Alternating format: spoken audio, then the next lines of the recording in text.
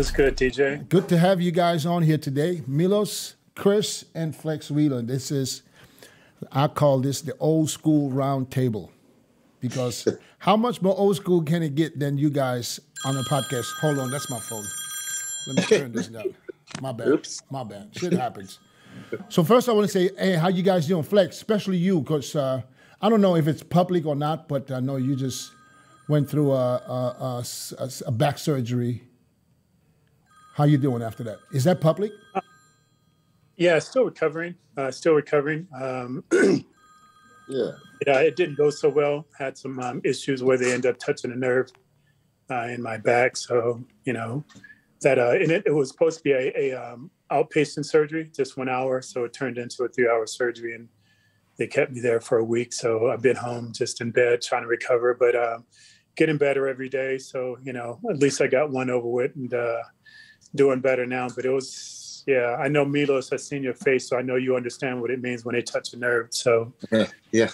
Christ, but it overall, I never really understood all that stuff, but overall it helps me to understand why my amputee leg hurt so bad. They didn't just touch a nerve, they cut 4 nerves off. So, you know what I mean? So that really educated me, based on them touching a nerve and literally, DJ, I told you about this and you had fun laughing. I'm like, dude, it's not funny. I know. I was never laughing because I think it's funny. I know. But I was telling DJ how they had to put me on ketamine, and I won't say anything else, no laughing. But who knows? But I hallucinated. We don't know. We don't know nothing about ketamine. No, none of us do. I do.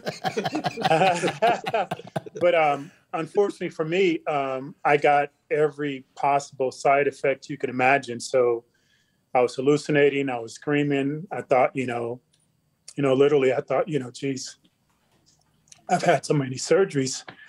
This one I lost. So I'm thinking I'm in hell. And I'm thinking like, the doctors are looking like demons to me. And I'm like, am I dead? Did I die? Did I go to hell? So, so you're still recovering, but you okay now? You okay? Yeah, still recovering. Yeah. I'm off of all of that. Actually, today was the first day that I weaned myself off of all the horrible opiates. I was on like 5. Yeah. And today I've been weaning myself off slowly because that stuff is no joke, especially the amount that they have me on. So, Chris, you had back problems before, right? Yeah, Chris had a horrible back surgery. Yeah. What was your issue? I was going to ask you because when I woke up, I thought all the nurses was trying to kill me. So I understand what you're saying, man. I was calling my nieces, like, hey, man, said the nurses in, they looking at me and they walking in out this room and trying to kill me. It's like, yeah, so I understand all of that hallucinating, man, and the pain. I had my L4, L5 fused. Oh, so you had surgery too? Oh yeah, I had surgery. Oh. Yeah, that was different from the spinal infection I had, and that was different from my C7 damage from squatting and all that stuff. So yeah, that's why I don't. Man, my back is like 80 years old right now. Dude. Really? Yeah, it's interesting. All of us, including DJ and you, Milos, we've all pounded weight. We just didn't believe that you can't build big legs without stupid weight. I remember you even had an analogy, Milos, that when you took a break, when you came back in the gym, you expected to be able to start off where you left squatting. I don't know your mentality now, but my logic now is it's so wrong. It's just damaging. Your body can't endure that, type of pace, which it takes a lot of energy to make a car go fast. But it doesn't take a lot of energy. It doesn't take a lot of energy to keep that car going fast once it's up to speed. So it takes a lot for us to build this just enormous, crazy size that all of us had. But it doesn't take a lot to keep that. We don't have to keep pushing as hard. So, I came from an era where just if you wasn't strong, you were a punk. I trained with 2 of the guys, and one of the guys was notably strong as anybody in the world, which was Chris. So I had to go heavy. I remember, squatting 6 plates, and I could just feel my vertebrae just compressing. But, I got these guys screaming at me, like, don't be a PUSSY, don't be a punk, Yeah. And but we didn't know. We didn't know back then, Yeah, that was it. You see, I tell you this, when I was starting my bodybuilding, my father, psychiatrist, doctor, he told me, hey, hotshot, wait until you're 40 and 50, and then you're going to see what is this doing to you. And I honestly said, like, what the hell are you talking about? You know, I'm going to be training since teenager until I'm 40, and I'm going to be so much stronger than average person. I'm going to be, but body is not designed to be pounded this way. And we see with Ronnie, I mean, all of us have some kind of injuries. I mean, we are halfway crippled. So when this go heavy, go home, go all out, right? It sounds great when you're 20 and 30, but one thing that I'm trying to spread to the people right now, be smart about it. I mean, like you said, you were doing 6-plate squats and your vertebrae, you felt, bending left and right. You know, and I know Dennis was like super, super strong in any pushing movements. I mean, there's no amount of weight you can put on that he couldn't like press it, like Jesus. But, so fast forward to now. I'm still good today, though. I'm it's still good. Knock on wood. I'm still. Dennis, you say you started training like that in 1992. Yeah. Right. We're talking about 79 and 82, 83, 84. Yeah. And I think, Dennis, 85. You had to be, I think, you had one of the most impressive short careers out of all of us. I think, how long did you actually compete as between a pro and an amateur? How long did you actually compete on stage? Well, my first NPC show was 97. In 97, was it October for the Nationals, and I turned pro in 98. Yeah, see, I don't know about the rest of you guys. My first competitive show on stage, I was 13, so I was banging hard at 13, as hard as I could. Maybe that's why. Yeah, maybe you guys just have more years on the. Like there's more miles on the engine. Yeah. Exactly. But listen, hey. So does that mean it's still coming for me? No, I think you quit. I think you quit in advance. Chris said, I think you quit before you started having damage. Yeah. I think you quit well in advance before you start, doing too much damage, because when you're young, your body can endure it. But my thing is I tell everyone, especially my athletes who are just effing strong, right? And they want to just go all out. I'm like, listen, no matter what, there will come a day when you have to pay for what you've done to your body. It doesn't matter. You can feel great. You can feel strong, 20, 30 years old, freaking just a beast. But that bill will come where you have to pay. It doesn't matter whether it would be bad or not, but you will have to pay an atonement for that. So listen, I'm not boo-hooing, nothing like that whatsoever. Listen, there's billions of people out there who has every injury that we do and more, but never achieved any greatness that we have. So I'm not trying to say boo or anything like that. Listen, you're an all-star linebacker or running back. You played in NFL to 10 years. You're going to have neck and back problems. Sorry, that's just a part of the game. But how many more people have neck and back problems who's never done nothing in life? So I'm not up here. I'm not upset. I'm not angry.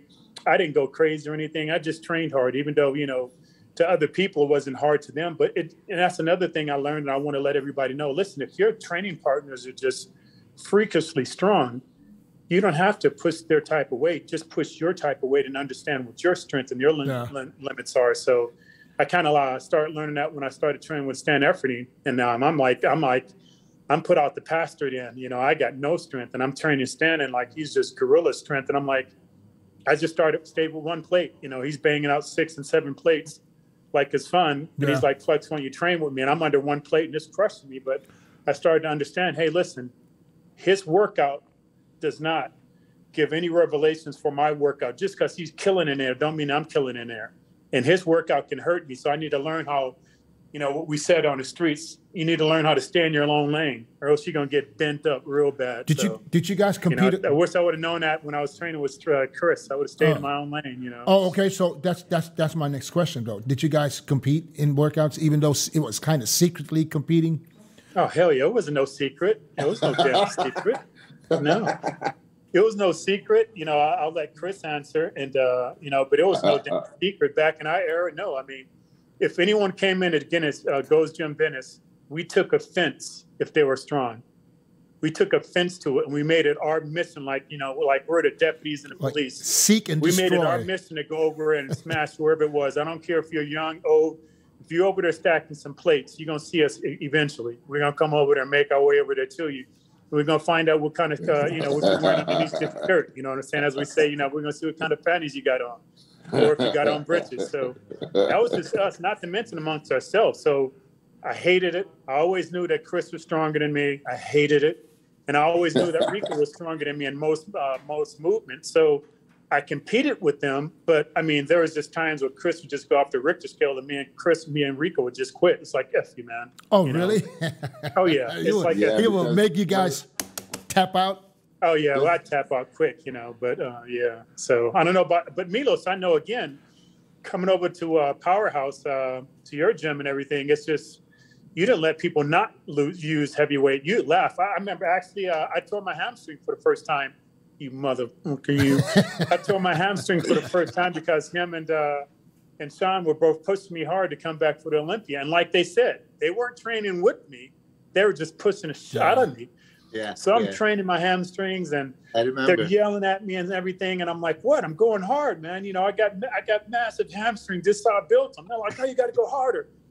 And I felt this pop, right? My whole body shook, because I'm yanking up on a hamstring, this curl machine, and I felt myself like this pop in my whole entire body. My whole body shook.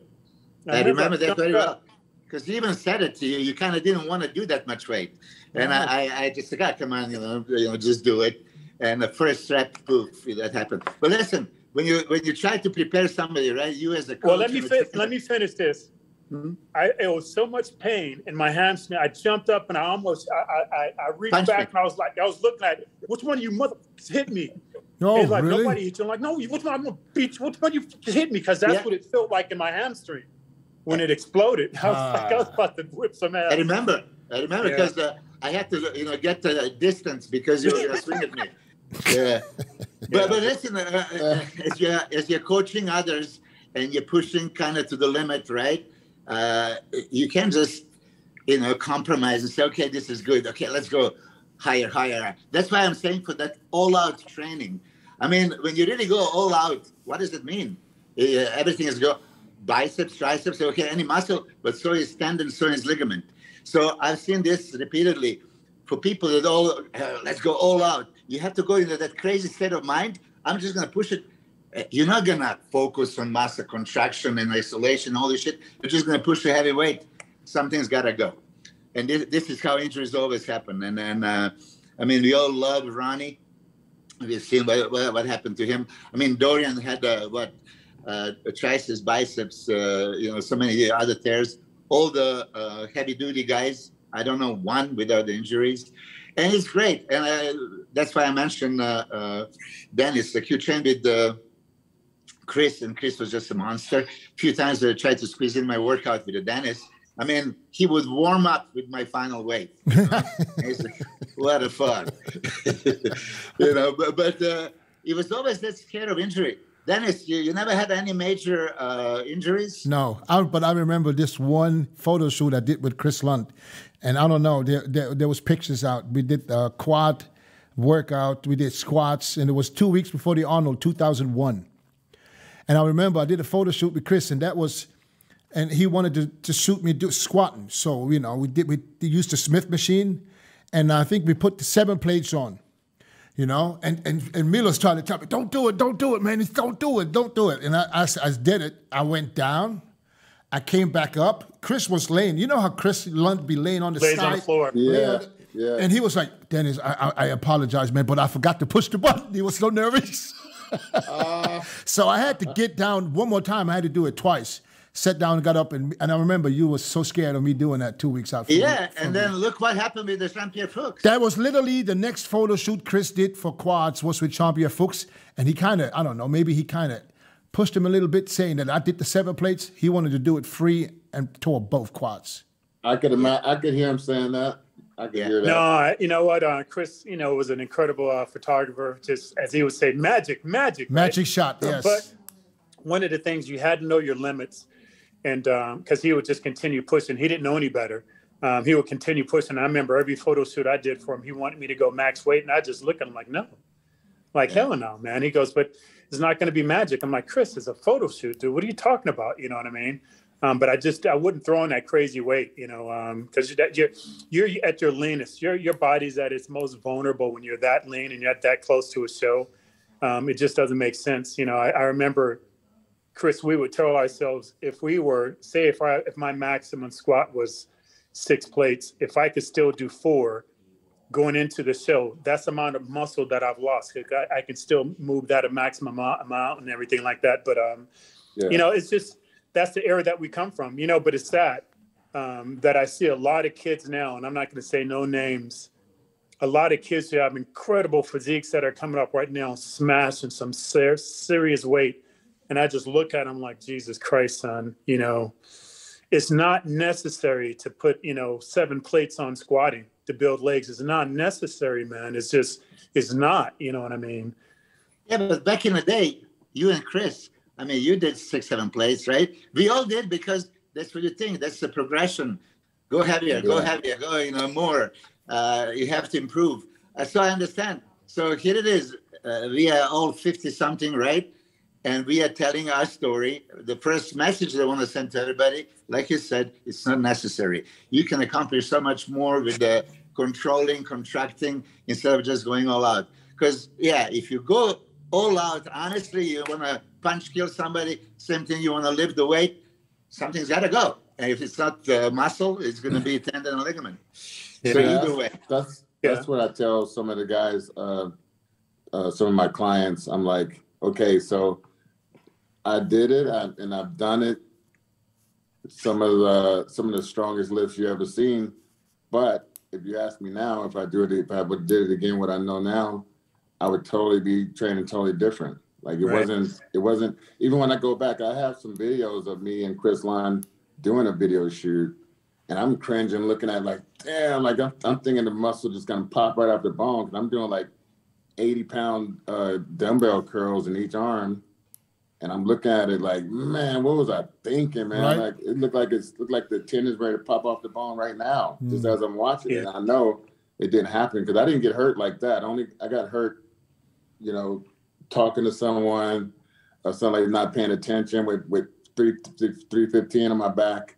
I got hurt like stupid stuff like that. But yeah, and even Menace, you changed your method, right? You don't push people that crazy weight that you did. You came up with your own analogy, and so have I with my 20s, because I just came up with an analogy. You can put more stress load on you. So say if my maximum was 6 plates squatting, I can put 315 on there and do sets of 20s. I'm gonna pass out. My lungs are gonna be about to burst. My freaking quads are gonna be about to burst, and I'm not fatiguing myself. So we all have came up from, you know, those eras of heavy weight, but we all come up with a different analogy on how to be able to do that now. And me, myself, I mean, my back injury didn't come from me doing horrible, crazy weight. You know, I had a hernia. Back then, we didn't know how important core strength was. That core actually controls how strong your back is, not how strong your back is. I didn't know that back then. I had a hernia surgery, went back in the gym, training with Rico, just warming up with 1 plate, about to do bent over rows. And I would always do stupid stuff. I would elongate my back and twist and stretch, stupid stuff. So I elongated my back, I was twisting, and I woke up on the floor. Rico thought I was lying. I literally woke on the floor. I passed out. There was some blow to my eyebrow where I hit the barbell, and that was the beginning of my back surgeries from doing that. So it wasn't heavy weight whatsoever. It's just, you know, not understanding, not being strong. But I will say my doctors have told me, listen, you know, all my surgeries from going behind the neck, you know, freaking trying to keep up with effing Chris, what he's banging up freaking 4 plates and 315 behind the neck. I was like, I can do that.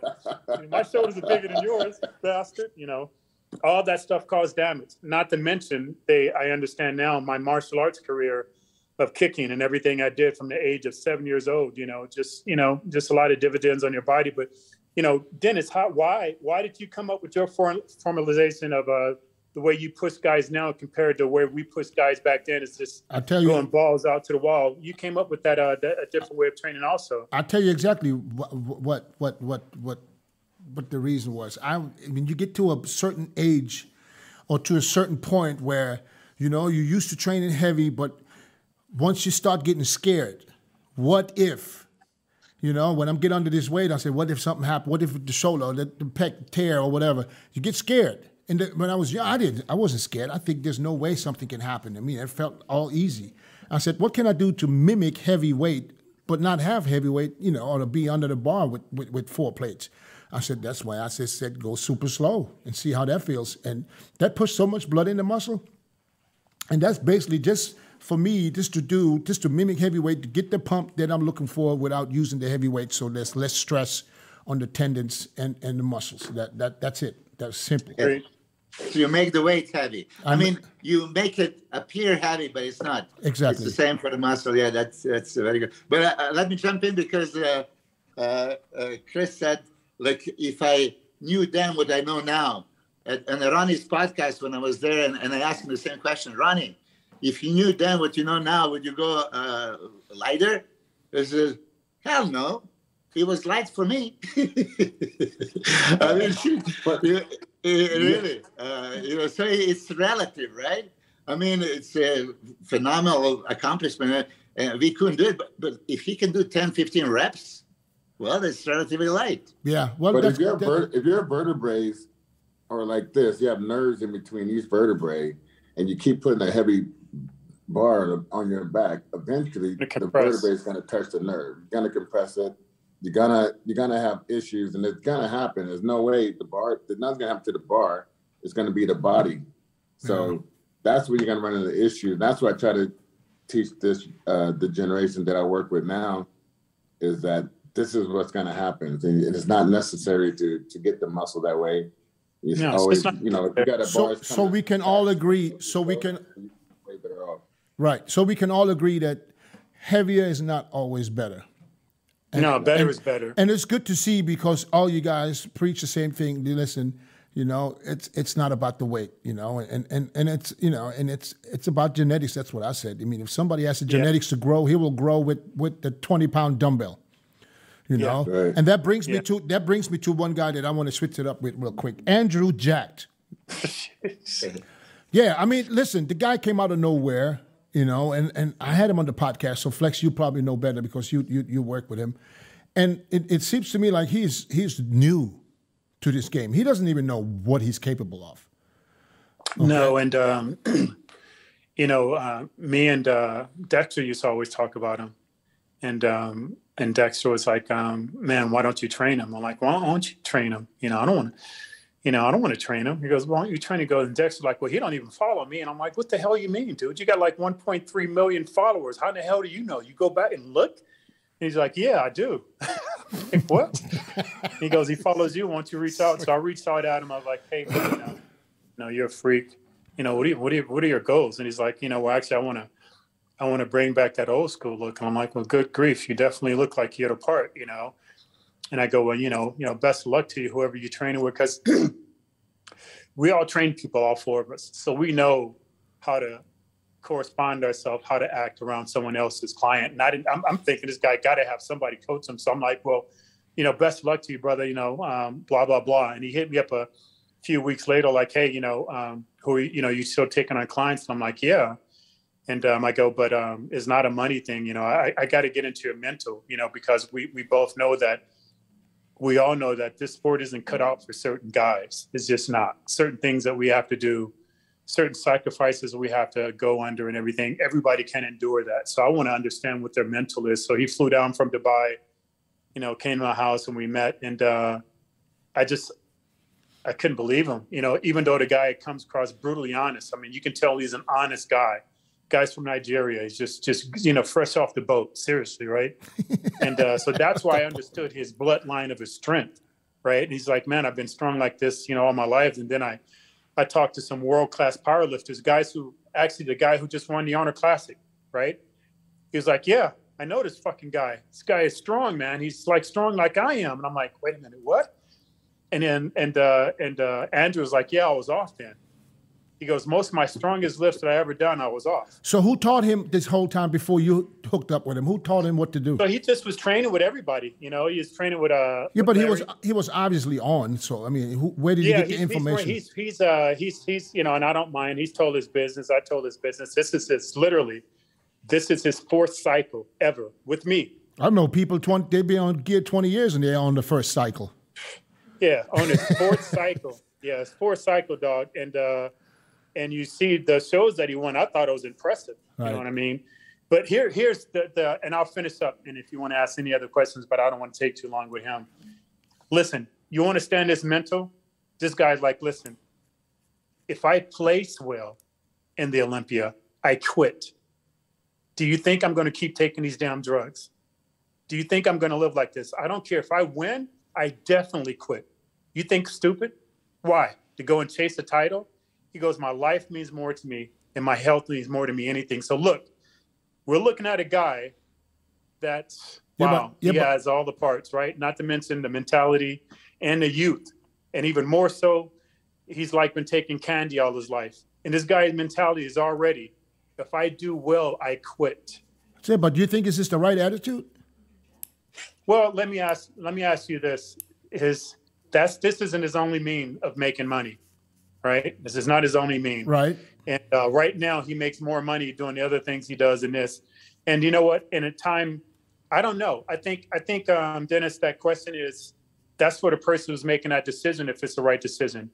What he's going off of is so many people are perishing from our sport and pushing the limits more and more and more.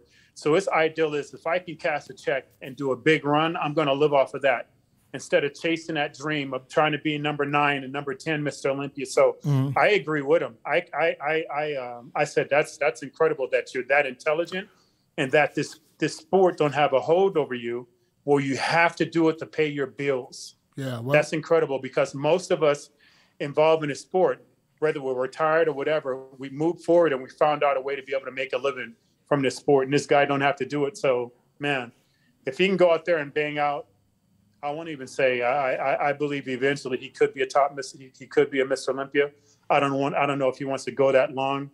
Some of us, feel that he can be a big threat for, the top 3, top 4. I don't know. We'll find out. Yeah, but can I jump in? Can I jump in with the question? Did any of you, Chris, Flex, Dennis, or myself, did bodybuilding because of the money? That's what I was going to say. Yeah. That's what I was going to ask. If there was no prize money. I'm the only one. I myself, I just wanted to make a mark on the sport, and I wanted to be someone my name is synonymous with the sport. You know who I am if you know the sport. That was like my goal. It wasn't like be Mr. Olympia, and it wasn't like all the money. I just wanted to see how many people I could beat. How many people in the world can I beat in my era? Right. Like that. What about you, Dennis? Same here. For me, my goal was to make it to the Olympia. I didn't even know, listen, first Olympia was back in 2000. The first time I stepped on the Olympia stage. I didn't even know what the prize money would be. I had no idea. My goal was just to make it there and to be called an Olympian, and you can tell people that I made it to the Olympia. That was my goal. Well, I think I've said it a billion times throughout my entire career, right? This is my job. This is how I pay my business. This is how I pay myself. This is how I take care of my bills. Therefore, it is my job. And I compete solely because I want to generate money. I've always said that. I come from a different background than you guys did. I come from, being homeless and not having food to eat. And even, when I was making money, I mean, Chris and Rico, they've been, very protective of me, but they never came out and said this. They would pay for my dinners and my lunch. Even when we're competing and banging, they're my training partners, and I didn't have enough money. So they would sit there and literally make me feel like shit. They're over there arguing, like, you put more in. And Rico's like, no, you put more in. We were like, and I'm sitting there like, damn, what a bum I am, right? But so that was it, man. And took everything I had to compete in the 91 Nationals. And I told myself, I'm like, damn, I got to go get a real job. I got to go back, and I'm going to go back and apply to be a police officer again. And we all sat down and talked, like, let's give it just one more try, man. 92, after 92, then I'm like, all right, man, I got to go get a job. I can't live like this, living off the people and having my boys pay for my freaking, breakfast and dinners and lunch and stuff like that. So, no, it was all about money for me. And back in my era, it was just normal to continue. If we won a USA, or, it was normal to go into the Ironman. Right. That was the era we're in. You did Ironman, It was normal to go into Right the Honor away. Classic. It was normal to go into every show there was. That's why I don't get the athletes now. You don't make no money sitting at home, picking and choosing. We went into every show we possibly could. That's how I made money. So, you know, I remember, and I don't hold it against anybody who don't. I remember. Chris and I did 72 shows each. 72, both of you. Yeah, because you guys were on every show that was out there. You guys were on there. I remember. Yeah, I remember it was back in to like 10 a year for me. I'm doing 10 shows a year. Yeah. And I still got to hear people saying, "Well, if you would have did more, if you would have did this," I'm like, "Man, I did it." Yeah, you sure did. You sure did. So did Milos, man. I mean, you can't. I think the most I did was 6 shows in 1 year. Yeah, but that was when they had the shows back to back. Yeah, mine were back to back. I never stressed it out, including Olympia, which wasn't back to back. But you know, go to the Arnold. I mean, Ironman. Go to the Arnold. Go do the 2 Grand Prix because then it was only 2. And then come back and do like the San Jose Pro. So getting ready to go back into the Olympia. That was just normal. But I would have done more. But Kevin, I think it was 92. You guys turned pro except Chris. Milos, you turned pro before all of us did. Back then, there was like 10 like Grand Prix, man. You'd stay gone in Europe for like 2 or 3 months. And I'm like, I couldn't wait for that time to come for me. Yeah. To freaking go to all these countries. Listen, you compete. How much from the airplane, remember? Yeah. Oh, hell yeah. I didn't care. Here's a question I have for you guys, because you guys have been on that stage before I even competed. On the WIDA stage at the FIBO. You guys remember the WIDA stage? The WIDA stage at the FIBO was an attraction. It means everybody that came to the FIBO, we just went there because we wanted to see the guys, the Americans, get on that WIDA stage to pose. This is where you get to see them. They had a huge clock. I don't know if you guys remember where they said at this time will be the next show. And they would line up and they would stand around there for an hour before you guys even come out. Oh yeah, at least. Yeah, and then you guys would come out and pose. What was that like? And how much money back in the, I'm talking 93, 94, 95, how much money did you guys make selling pictures back in those days? Man, you sell all your photos there. Like coming up the stairs, and you know Dorian's gonna be there. You know, some of the biggest names in the world from all over the world is gonna be there. Everyone's just like sitting there, just watching every move you make. I was right there in the middle of them. Everything you, everything. I remember. I don't know if I ever told Flex this story. I started training in 92, right? 93, I competed at the Universe in England. It was NABA. And I remember on my way to England, I stopped from Thailand in Germany. In Germany, I buy the Flex magazine at the airport, the US version. And I see that, we're talking October 93. And I see pictures of Flex. That's the year you won the Arnold.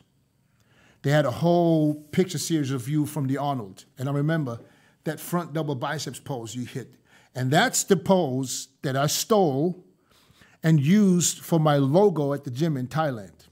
I don't know if I ever told you. I stole your picture. But you didn't steal it, though, brother. I mean, I didn't steal it. I just used it. Right. But the thing is all of us learned how to pose by looking at someone else. Yeah.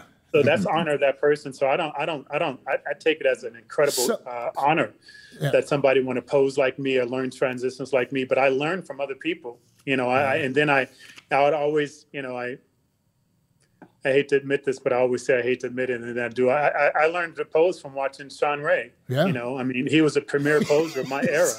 You know, he said, I hate to admit this. I would literally have my buddy videotape me. Yeah. Doing one of his routines, and then I would sit down. We'd all sit down and see how close I came to, you know, being just like him. You know, because he was a premier poser. But I always said, you know, I always had the common sense and the maturity to say, hey, listen, I want to pose like him, but eventually I want to break off into my own style. Find your own style. Style of posing, which I eventually did. But you learn from great people. You don't learn from people who suck. You know what I mean? So, but Dennis, that's beautiful. No, I never knew that. Yeah. But I mean, every pose I learned from, you know, I used to call him out, you know, do the Mike Ashley. That's both hands down and going like this. Or do the Sean Ray. You know what I mean? That's what we called them. You know, we didn't give them their real names and stuff like that. Serge Newbrick, that famous pose I do with the half side chest, that's from him. Fucking chest used to be like a bulb, man. You know, do the Serge Newbrick, you know what I mean? So Milos, I just do these great poses, but Dennis, I think it's more beautiful coming from your eyes what FIBO was, because I don't think none of us, even you, Dennis, during your era, were aware that we were setting such standards. Yeah. I mean, we just weren't aware that. It was just normal. So I think it's more beautiful coming from your eyes, just hearing you say, man, you know, how you guys are just waiting for you to say, I want to see the Americans and all. That's listen, for us, it was just a chore. Every like, damn, ticket. Damn, we got to get ready to go on stage. Damn. Yeah. Flex. Flex. Can we hide out? Can we, we'd all go underneath the stage and we'd just wait to the last second before we go off on stage. But I think it's more pure and beautiful from your eyes, because we never knew that. For us, it was a chore. Yeah. You know, amount of money we made here. I won't talk about that, but it was stupid. It was dumb. It was thousands. Yeah. Tens of thousands of dollars. I tell you this, Flex. 95% of the tickets sold at the FIBO back then was only because of you guys. The FIBO would not be, there would be no FIBO without the U.S. athletes. Absolutely no chance. The people would never show up. I don't know how it is today. That's why I was going to ask Chris, because you just been to the FIBO. Man, it was definitely different, because, I mean, it seemed like when you're on the stage, you can see as far as the eye can see, you're seeing people watching from the different rooms away. Right. You can still see all the way, as far as you can see, it's just people there, and it's like, it's just amazing. It's almost like the Beatles, you know, coming up there and doing their thing, and being well welcomed, and all the people from all the different European countries are there, and it's just amazing. I'm so glad to be a part of it. So Dennis, go ahead. You told me that back in the early 90s, you saw me at the FIBA in some white stretch pants, and you thought that my legs were so fucking big. I remember. Yeah. You had them white, I don't know, what was it, hot skin pants hot on. skin. Yeah, that kind of shit. Oh. But, you know, for me, just hearing it from you, I'm like, oh, my God, here's the fan that actually... I looked up to you guys. I swear to God, I looked up to you guys. I read everything about Flex, Chris, especially since the 93 Arnold. I looked, and then I remember the first time I competed in, not the first time, the second time. Don't bring that shit up. I have to bring it up. Don't bring that I'm going to bring it up. So I compete. I do the, I had to start from the beginning. I did the Border States, did the Nationals in 97, qualified for the next year. So I did the USAs in 98 in Vegas. So me and my brother, we fly to Vegas. So I get to Vegas, my brother's sitting in the audience, he's trying to support me. I had only one person there. And Flex was sitting right behind him. And when I came out, somehow Flex knew that I'm the guy from Germany. No, he probably didn't know. He probably heard my brother saying something in German. Speaking German to you. So he was sitting behind my brother, and he said, Scheiße, like shit. My brother told me that after. I was like, that Flex Wheeler did that? And I was like, he hated Flex. He couldn't stand Flex. If he would have said his name, he would have said, don't even mention this guy. And then I remember he came on the tour in Hungary, you remember? Yes. We on the bus, that's where they first basically met each other. But and we hit it off like that. But what's sad is DJ is, you were going up against Melvin, and it's nothing. That wasn't bad. Like if you were going up against Chris, or if you were going up against Rico, if it was me and Rico or Chris in the audience, and you're going up against one of our boys, man, we tried to destroy you. We talked crap to the judges, get them off there. If you were going up against Rico, that was just very protective the way I was, and you were an outsider. Not to mention you wasn't even American. And what do you mean I wasn't American? I was born as an American. But I didn't know that shit. I didn't know that until I found out when we were in Hungary. You know what I mean? But the truth is, we just supported our boys, and it had nothing to do with you as a person. And I think the reason that contributes to us now as closest friends as you can ever believe, because we're just very protective about the people that are around us and we train with. And even me and your brother, as much as, and I can't imagine, like you said, he wanted to fight me so bad. I'm like, wow, that's pissed. Probably the best thing that he didn't do that day, because I mean, the whole audience would have turned in on him. You know what I mean? But my point is when me and your brother finally met, we're inseparable. And we talked about that and we hashed that out, and it's like he understood where I was coming from. I'm like, imagine somebody going up against Dennis in Germany or something like that, and they're from another country. Like, dude, get off the stage, dog. So you know, it was just pure and innocent. I hate that you bring it up every time, but no, I want to ask Milos. We're just very you know, Chris, chime in. How protective? Oh yeah, no, because it was almost, we had like almost like a neighborhood type of mentality behind most of the things that we did. You know, especially like if you even came in, just like when you came in the Golds, like I didn't speak to you right off the bat. Like you got nobody spoke to me, but you gotta earn your stripes, man. Yeah. Come on, yo. It don't happen like that. I remember I told one time I saw Clint Eastwood in the one time. You could be like Clint Eastwood coming through there, but you got Billy the Kid and all these other guys in there. It's almost like a. Okay, can I ask a question, because that's intriguing for me. Even watching Arnold saying about in the Pumping Iron, and Franco is like my child, and I'm his father, and he has to come for me for advice, and it's easy for me to give him a wrong advice because they're going to compete against each other. So mentality of like Flex, you just said, you know, you would try to destroy Dennis because he's going to compete against your boys. Yeah, I just don't understand that. I mean, as an athlete, as a sportsman, I would support everybody and let the best man win. But if I'm just going to try to sabotage you in one way or another, not sabotage. No. So I never did that. We never did that. You just mentioned that you tried to throw off the judges a little bit. No, it's a mental thing too. Probably more so back then than now. But we know that we were a serious influence on the entire crowd, right? Just to hear my voice, just like you now, Dennis. If you're at a show and there's somebody on stage like, hey man, you know, freaking smile or open your lats up. They're happy. The audience hears that. They hear your voice.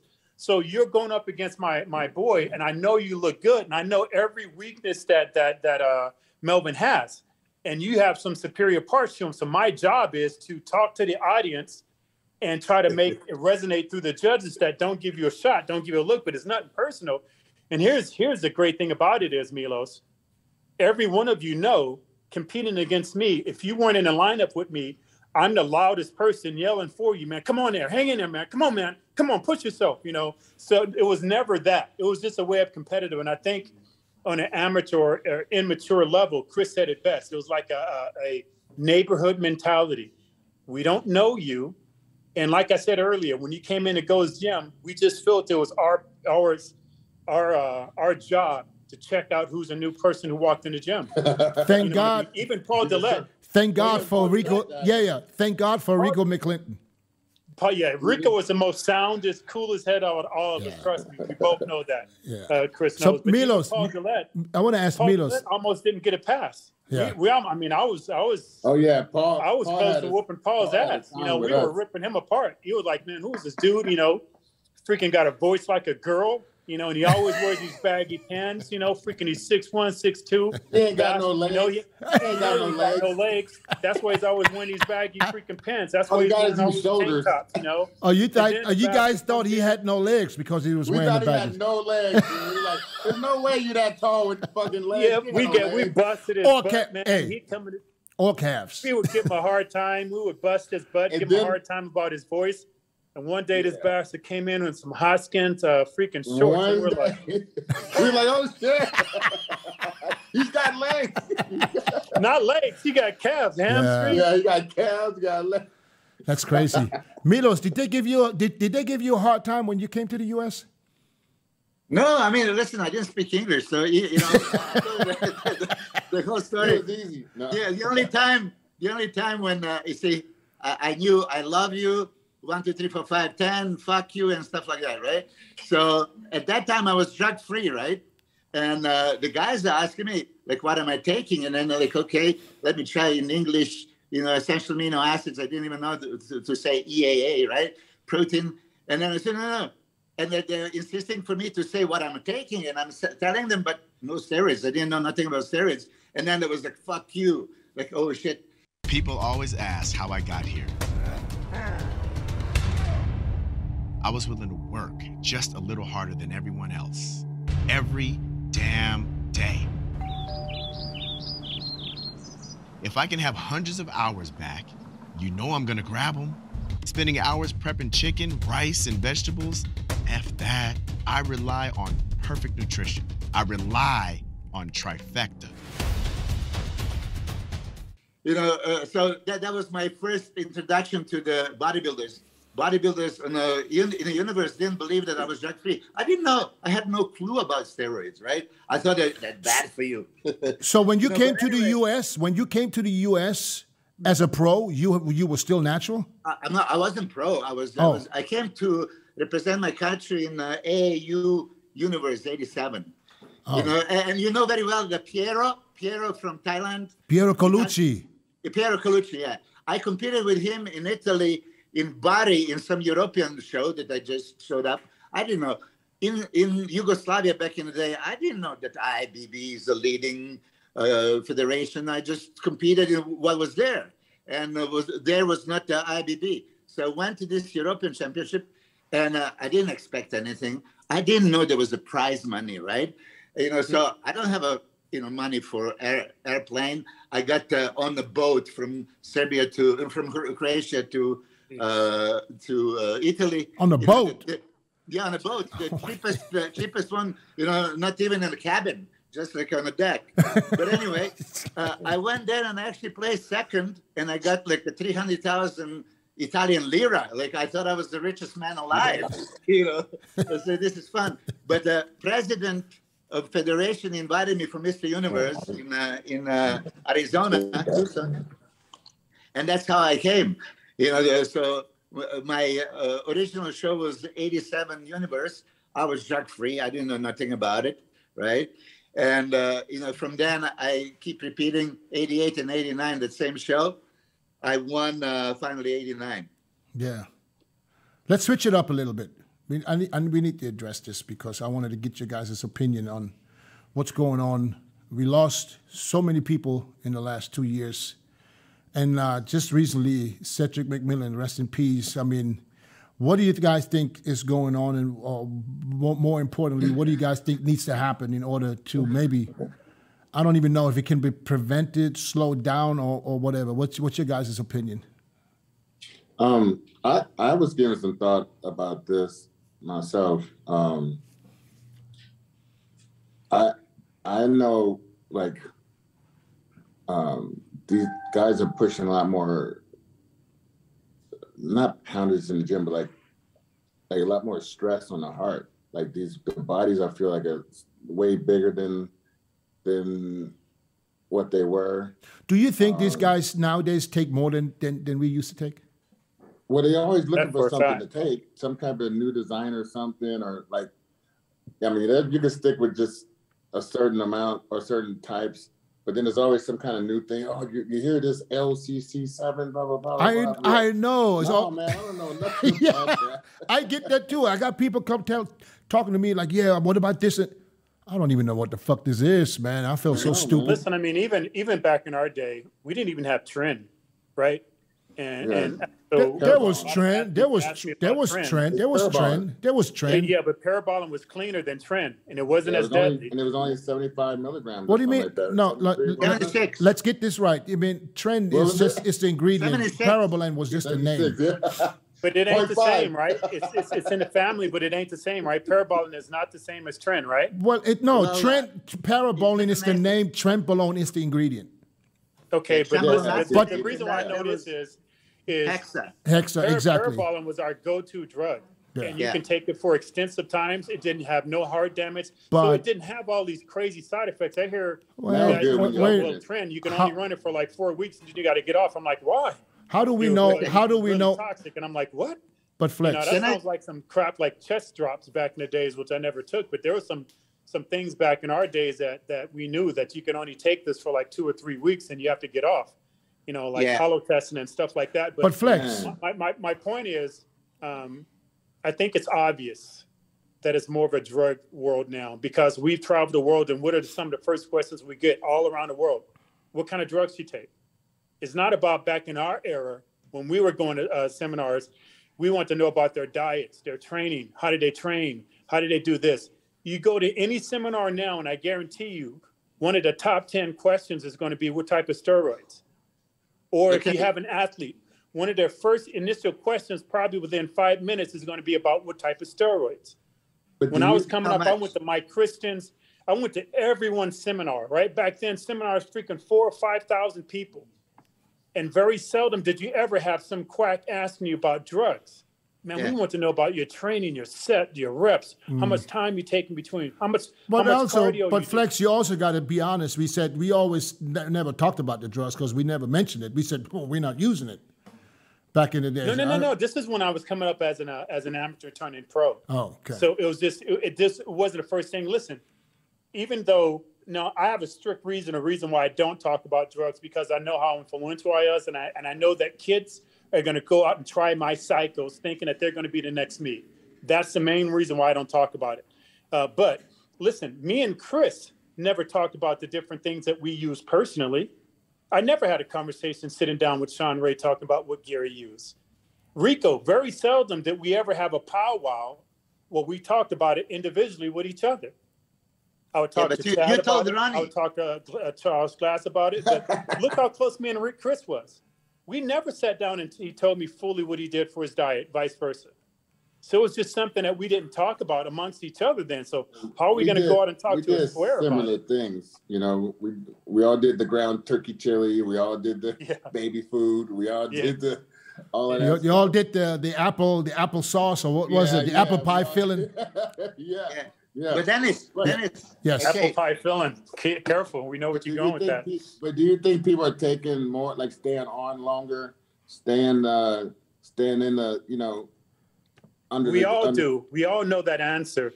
I talk to people now. I even talk to female competitors that are doing bikini. Listen, there's some bikini competitors and damn well fitness competitors who run bigger cycles than I ever did in my life. Now, each one of you, tell me, have you not met a female who's running same type of gear or higher gear? And I'm not talking about these fitness guys that are competing. Well, first show. That's the point. That's the point that Dennis was trying to make originally. What is the reason? Was back in the day different than now. 100% different. We were all very careful. What is your first cycle? You said 20 milligrams Debo Flex, right? And sometimes, I mean, I know Dennis's cycles. That was my whole cycle. I mean, that was my entire cycle. Freaking, taking the D-ball. So we were very careful. I know Dennis's cycles. If I would tell people Dennis' cycle, they wouldn't want to believe it. There's no way Dennis can be this size, taking what you're telling me. Johnny Jackson, Troy Ave, I mean, you name it. We all did. Number one, back in the 90s, was pharmaceutical grade. You get something that is from the pharmacy, you know what you're taking. Now it's underground, God knows. Like Chris said, you have some names that we can't even pronounce. I don't even know what the fuck it is, right? I'm glad you're saying that. Even Milos, remember, even we had doctors that we went to. I was honored that I could go to Dr. Jaycock and he can do a full blood panel on me. Then he would tell me what gear, what I should take, what my body needed. I went in there, and I won't say, but when I would walk into Jaycott's office, it would be the who's who of athletes, not just IFBB. I'm talking Olympic. I'm talking NFL. It'd be the who's who of athletes. But we had doctors back then. Yeah, and our stuff was real. We call it Flex is on a roll. Exotic. if something is funny, he goes, oh man, you got some of that exotic shit. Don't Flex got too much coffee today. Here is the question, Flex and Chris, right? Maybe you didn't get this directly. Are anabolic steroids healthy or destructive medicaments? It's what? Are steroids healthy, constructive, or destructive? Well, it could be both. Could be both. It depends on how you use them, because most anabolic steroids were made for a medical reason. If you abuse it. Every medication can be destructive if you abuse it. But anabolic steroids, in essence, are constructive. You're giving to the patients, they're dying, they're weak, they're old, they're injured, they're burned, so you are building. How can it be bad? And that's the fine line. I mean, look, all these deaths that are happening, God bless their soul, right? We don't know exactly the reasons. But if somebody points finger in the steroids have been around since 40s and 50s, right? And you don't see, there was not a tendency of so many bodybuilders dying. I'm going to tell you this, I'm not in a conspiracy theory or anything. I know that, Chris, you had a COVID, right? You had it before even me. I got it 2000 Olympia, and then again December 2021. I am completely wiped out. I don't know what the hell is happening. And I know, Flex, you were in a hospital.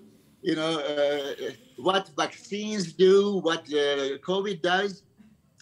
Never in my life. I've been weaker, more fatigued, zero strength, everything. I just want to sleep, rest, and that's just what I was telling somebody else about. Same thing. I've never been the same since I've had COVID, and I've never been the same since I got the vaccinations. I got COVID after I got my second booster, and I was just telling someone else it's the same thing. I've never been the same. I've had more bouts with the hospital back to back since I had COVID than I ever have in my entire life. And here's another thing I want to say. You're so spot on about steroids, because I've done so many interviews, you know, back when, because, you know, I won't say me and Barry Bonds are friends or anything, but Victor Balco, you know, back in his time, and he was training Barry Bonds, and me and Victor were super close. So when he got hit, everybody and their grandmother started hitting me up, wanting me to do interviews. And I would tell them, listen, cigarettes have the most dangerous things on it, but it's legal. At one point, alcohol was illegal, the prohibition. You know, I go, some of the most legal things you can buy over the counter are the most deadly. I can give you so much sodium in a certain amount of hours and kill you. I can give you so much alcohol in a certain amount of hours and kill you. I can give you so much water, all these things. I can give you so many birth control pills in a certain amount of days and kill you. There is no quote unquote steroid that I can give you and kill you in hours. In time, you might have problems unless you shoot it, unless you shoot it in your vein. You can't overdose. You can overdose on aspirin, you know. But I will say this: some of these newer drugs, no, they will kill you. Trend, from what I hear about it, it will kill you. So we didn't have drugs back then. If we messed around and overdosed a little bit as we put on our lab coat and we learned from each other, there was nothing that we overdosed on. We learned that way. You know what I mean? But this stuff now, man, will kill you if you F up. So you think that is worse than alcohol? So you think that's the reason why people is dropping dead? I think people are, hey, listen, I've always said this analogy, and Chris knows it, and I think all you guys have heard it. Listen, you can't take no Volkswagen and try to make it into a freaking AMG Mercedes, man. Oh, that's what Chris said at one time. He called me a Pinto. I never forgot that. What I mean by that, if you're I ain't effing with I had to, that, but back you can't take no pure athlete. That was before. A thoroughbred. Here's the other thing. When we took drugs back in our days, it was the hype and what we had already. So we all had crazy cars. So if I bought a BMW or Mercedes, man, I got to go get it rimmed up. I got to go get a freaking my TVs and everything, right? All right. Take a breath. That's what I consider myself as an athlete. I'm already a Mercedes-Benz as an athlete, and I just use these things to accentuate my physique. Oh, just because you mentioned Mercedes-Benz. See, that was shit. But they take all these drugs and make themselves an athlete. Listen, our sport is the only sport where you can take some amount of drugs for a certain amount of time and potentially turn pro. You can't do that in basketball, baseball, or anything else. True. So anyone can do our sport, and that's beautiful, but it doesn't mean that you should do our sport. Just because you can walk up on stage and be competitive on a state level, don't mean that you should walk up on a global stage and be able to compete. It doesn't mean that you're built for that. Got you.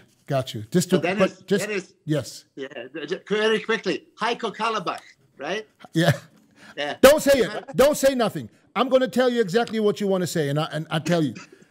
Heiko Kallenbach is the one that told me at the airport, leaving Hungary, you can't die from steroids.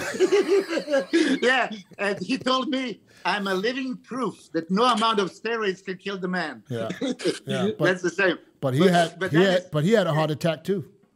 Yeah, but let me tell you this one. You remember? But he didn't overdose it. He didn't die from it, like alcohol and cigarettes. Wait, I want to say something after you, so go ahead, Milos. Okay, just very quickly.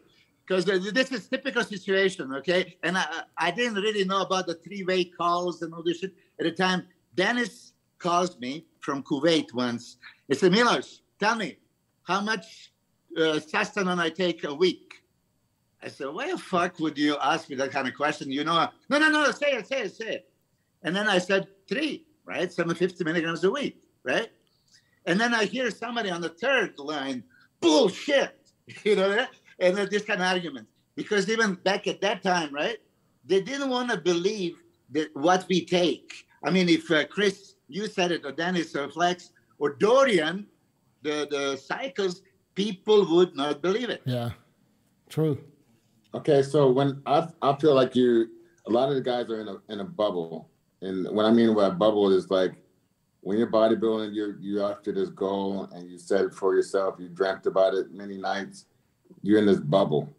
And even when I was in the hospital in 2006 for my back infection, the doctor told me, said, Chris, your heart is the biggest heart I've seen in my life. Oh, shit. And at the time, I'm just like blowing it off like it's no big deal. And it's like, I said, well, doc, you see people every day. You might catch some type of disease that might kill you, but you still do your job. This is what I do. I'm a bodybuilder. This is what I do. And that was my mentality still. Wow. And it wasn't until after I retired, when I came out of my bubble, that's when I started saying, you know, I want to live long. Like before I signed up for something that I didn't, you know, that wasn't the top of my mind. It's like, you know, am I not invincible? I felt invincible. So Right. That's a lot of the time. That's when I felt like it was, I understand how guys feel when they still want to push, they still want to go. You know what? You know, and a lot of these guys are in that type of bubble. Mm. Yeah, that's interesting that you put it that way, Chris, because I know even Chase and Ronnie, you know, Chase and Ronnie, and that's why I kept getting bigger and bigger, even though one of my closest homies could have told me something that had stopped me from chasing Ronnie. Huh, Chris, what's up, homie? I got What's you. I up? love you too, player. Yeah, I wanted to beat you. I'm like, go ahead. No, get out of here. So you can tell that story afterwards, but anyway. Keep going. So, but I always told myself, man, listen, I will walk up and look at the ledge, but I'll never walk to the ledge and I'll never step over it. So I was going to do what I could to compete and I go get Ronnie's ass, but I was never going to put myself in harm's way.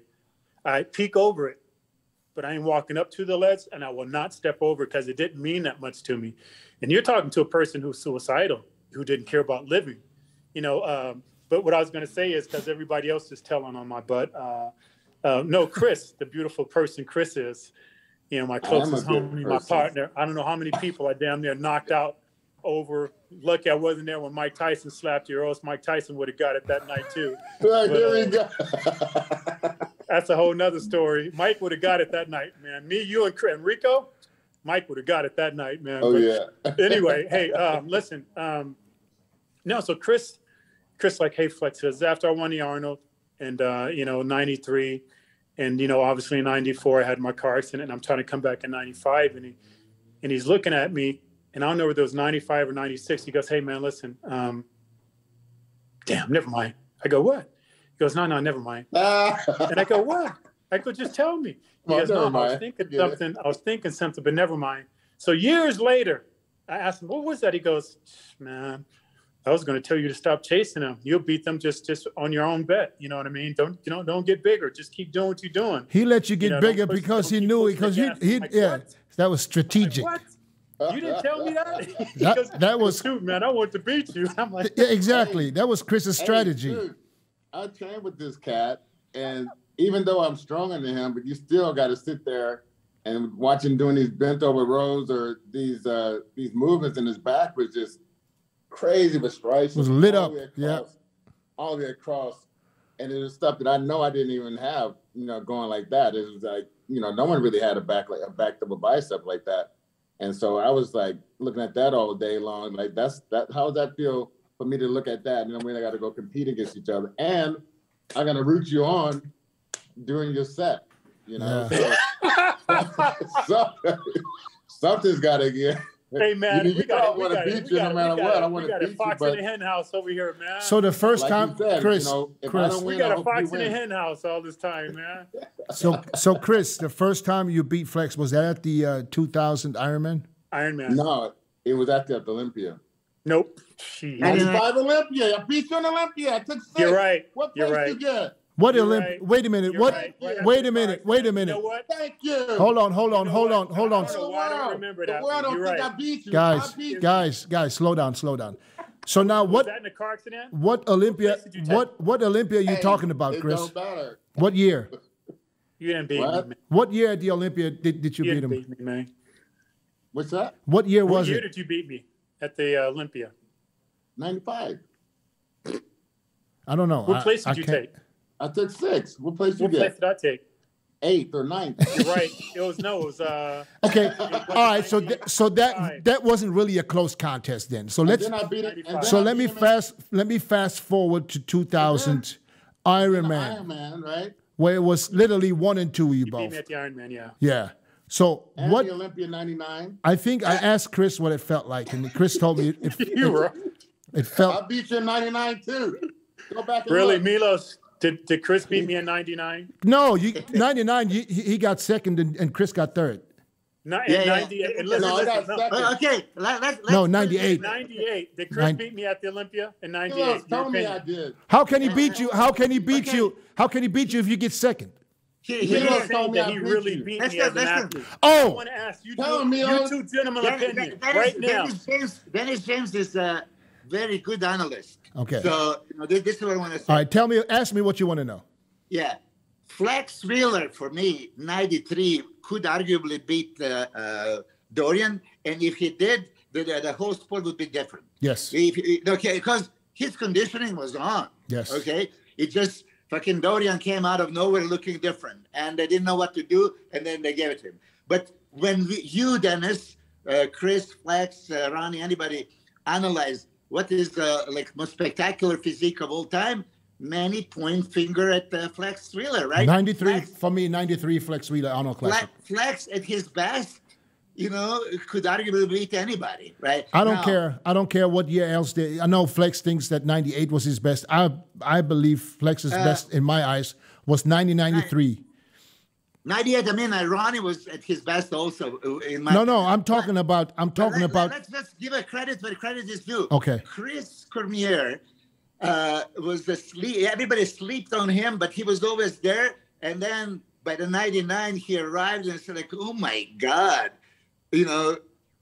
arguably, I mean, he could have even won the contest 99 Olympia. Hey, even beating Ronnie. If you arguably, now it's apples and oranges and all that stuff. And Flex, I was a pro, like you said, and you were not even pro. You remember 91? We went to the Orient Tour in Hong Kong.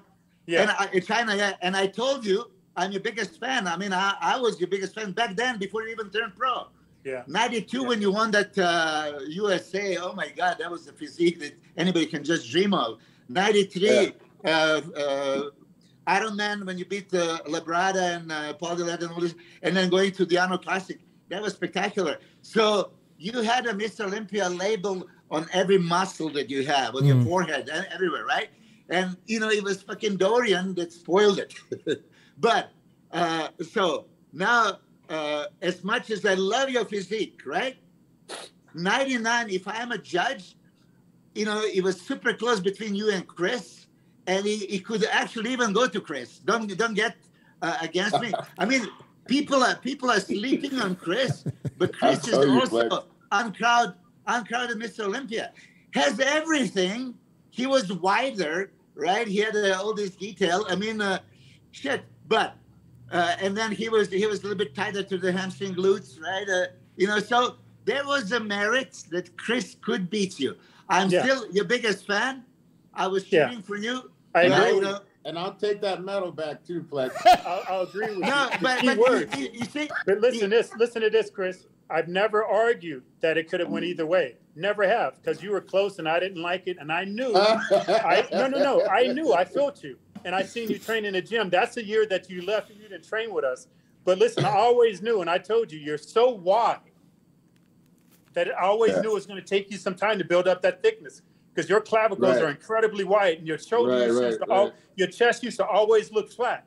And I always stared at you. I'm like, when that dude fill that out, he's going to be a problem. Because our legs were the same. Back then, we had crazy striations all throughout our quads, all the way up Well, we would pull up our posing trunks to show you how it went up underneath. I knew your hamstrings were tighter than mine. I never said that it wasn't argumentable that you couldn't have won. I just said I never think you should have won. So I'm saying, no, it could go either way. I agree. Listen, at the Iron Man, you caught me sleeping. I just thought. Go ahead, Milos. Going head up. Yeah, you caught me sleeping. But listen, in my demeanor, you knew Debo was coming. Listen, but here, I think this proves to the person I am. When you caught me sleeping at the Iron Man, what was my response? I gave you the biggest hug, right? Yeah. I put your hand up. True. That's the champion. Hey, that's I never. You said it. I always looked at you as my little brother. My little brother is never going to whoop me. Yeah. You know what I mean? That's what you said, and it was true. So at that point, I had to look at you and say, wow, my little brother has arrived, and now he's a competitor of mine. But it didn't change how we got down, right? Milos, go ahead. Bad talking magazine or any of that. So anyway. Go ahead, Milos. We got to cut Flex off every now and then. This last. Hey, I want Dennis to say it. 99 Olympia, if you're the judge. Huh? 99 if you're the Olympia. You're judging to the Olympia. What is your call, Flex or Chris? I can't think that far back anymore. I'm sorry. Come on. I was put in a hot spot and I said it. No. Now listen, I am the biggest fan of Flex. I am the biggest fan. But on the merits of... I tell you what I think, though. If Flex would have looked the version of 1993 Flex would have won 98, 99, 2000, all the way up until he would have said, I'm done. But he wanted more. He was hungry for more. Yeah, I mean, look, I watched. Stupid. I still today go back and look at the pictures, and I'm telling myself, "Fuck." I mean, the onion skin, the crispness. Listen. Dude, but I was training with him. Yeah. Eating a half a bowl of rice a day and 1 chicken breast. That's it per meal. That's it. Yeah. And I took 1 diuretic the day before the show. Wait a minute, you didn't need a tablespoon of flaxseed oil and 3 almonds at 12 o'clock, and then wake up at 6 o'clock. Eating 1 chicken breast 5 times a day, and a half a cup of rice 5 times a day. I saw you do it with ground turkey. Oh, hell yeah. Oh, that was the best. With a tablespoon of rice. Hey, listen, you got to be quiet about that ground turkey. We don't talk about that, all right? We still ain't talked about that. That's how we put her on our size, man. You want to know what we did eating-wise. But listen, here's this. Chris, I acknowledge you. Man, you were just a head of a competitor. I'm even more impressed. Appreciate it, man. I'm even more impressed what you did once I had to leave the sport, because you were a Terran. You should have won so many damn shows. Oh, man. Even Ronnie I was licking my chops. I was licking my chops, man. It's just that the way you never know how it's gonna end. You know, you think you know how it's gonna end. You're gonna go on your own recognizance, but it's like, you know. So I'll just say that, Chris. You know, I acknowledge you, but the professionals had their say so, and the damn trophy's over here in my house. Now let's change the conversation. I'm gonna come get it though. I know what you're doing. So let's go back to the question. Let's. I might let you borrow it for a while, homie. I don't even care anymore. Eat that, dog. Let's go back to the question before, because we kind of sidetracked a little bit. To what do you guys think needs to happen in order to prevent that's been going on in the last 2-3 years? I feel one real quick for me. It's like I just feel like pay close attention to that heart. You're putting a lot of stress on the heart, and I feel like that's going to be the biggest thing. Is, you know, a lot of these guys, you've been pumping for a lot of years. Your heart can pump. I don't know what it is, the number per hour. Your heart. Oh, you mean the heart rate? Yeah. A healthy heart rate is, let's say, 70, 72, 73. That's a healthy heart rate. So if you're putting so much stress in your heart, that's resting. That's resting, though. I'm not talking about while you're training. You know. Yeah. So if you're training, you're taking creatine, you're taking whatever. You're putting a lot of stress in your heart on a daily basis. I think you just pay close attention to your heart and the function of your heart, and you know, I think that's one of the biggest keys right there. I think because a lot of these guys, didn't they say he had some heart complications not too long ago, right? Who? Cedric. Yes, yes. Okay, you got to pack it in at that point. But he did, and you know, and you know, but you know what? You're under that bubble, and I understand the mentality behind it. I do, but it's just not the right mentality to have for health. But Cedric did retire after that. He said, you know, he tried the Legion, and I think he tried the Arnold again, and then, but he said, you know, I'm done. Yeah, he did quit. He did quit. We've been hearing, okay, you know, damage is done, but still, like on the way, it's got to be some kind of test that can tell you what's going on with your body. But so Milos, guys are being so much heavier these days and so much. Right. I got a question for Milos. So Milos, in a case like Cedric, let's say, who the doctors, you know you had like an episode. What's the smartest thing to do, and how can you maybe possibly, because Chris mentioned that, you know, in large heart, how can you possibly, is it reversible? Yeah, look, and Flex, I'm sure that you remember, like 93 at Germany, I think, when you were in the hospital, doctors told you that all your organs are enlarged, right? Yeah, except my heart, Except your heart. But anyway, so here it is. I want people to focus on this. Bodybuilding, stop the body. What was this Kali Muscle saying? Stop the bodybuilding. We have to do something. Bodybuilding is supposed to be healthy sport.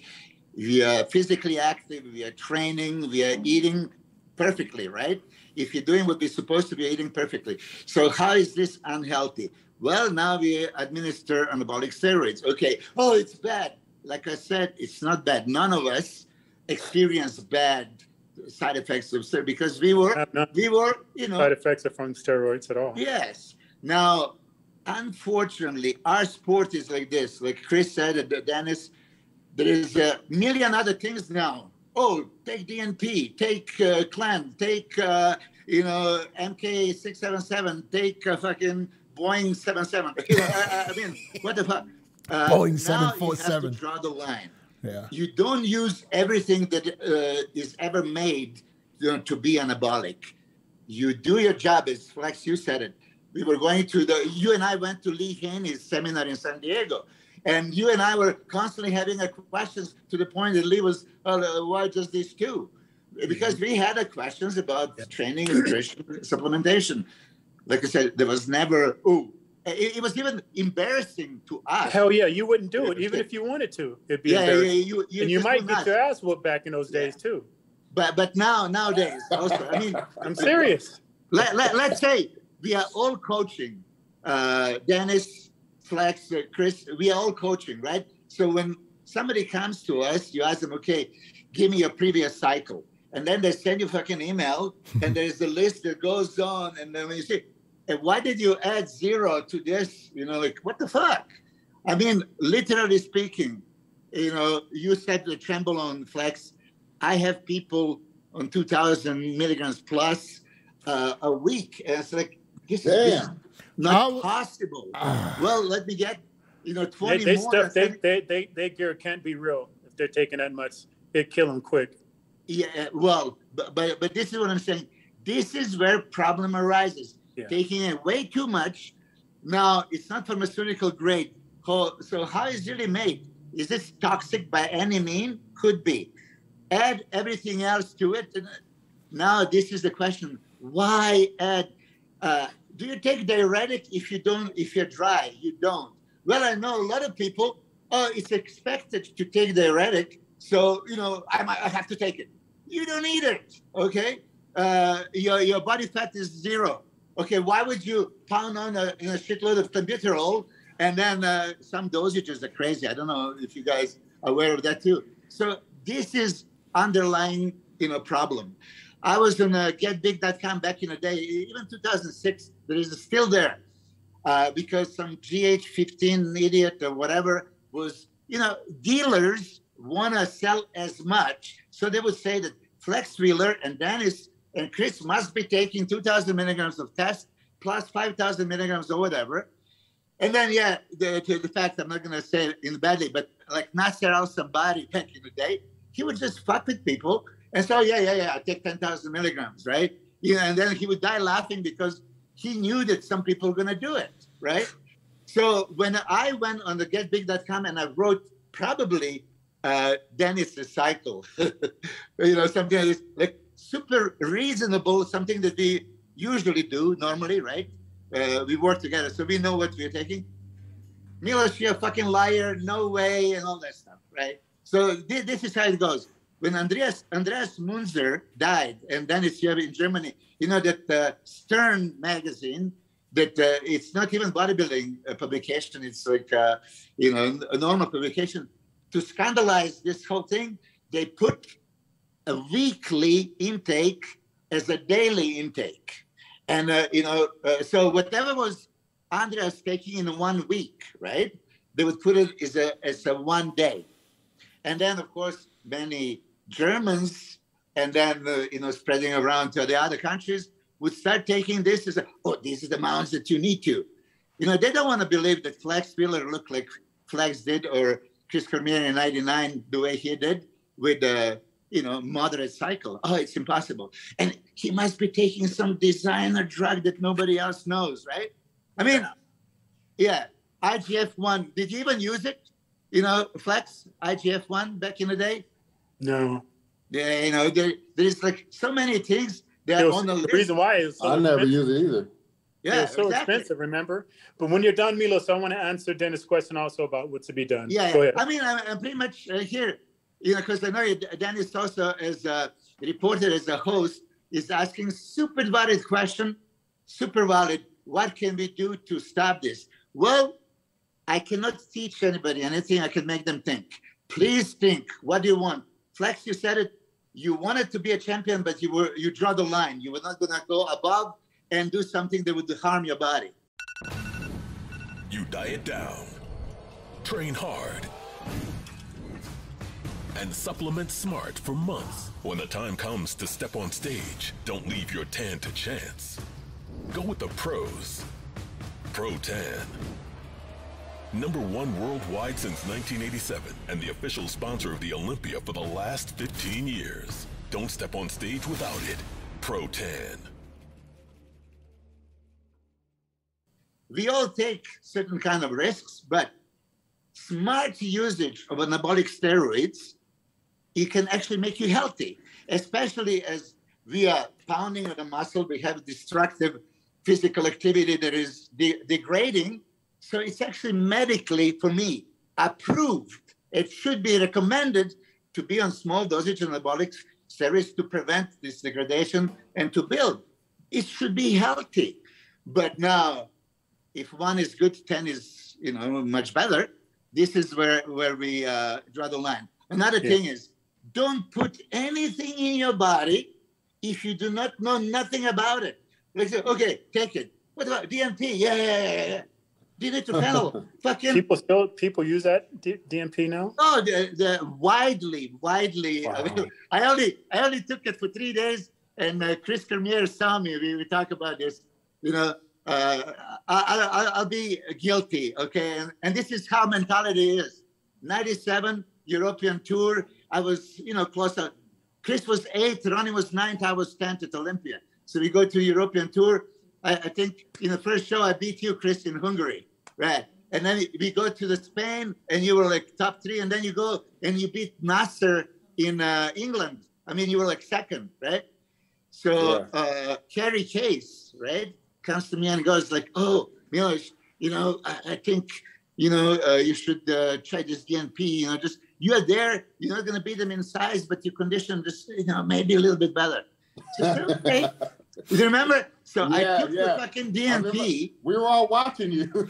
Yeah. Are you talking about 3 days? Are you talking about 3 days before the show?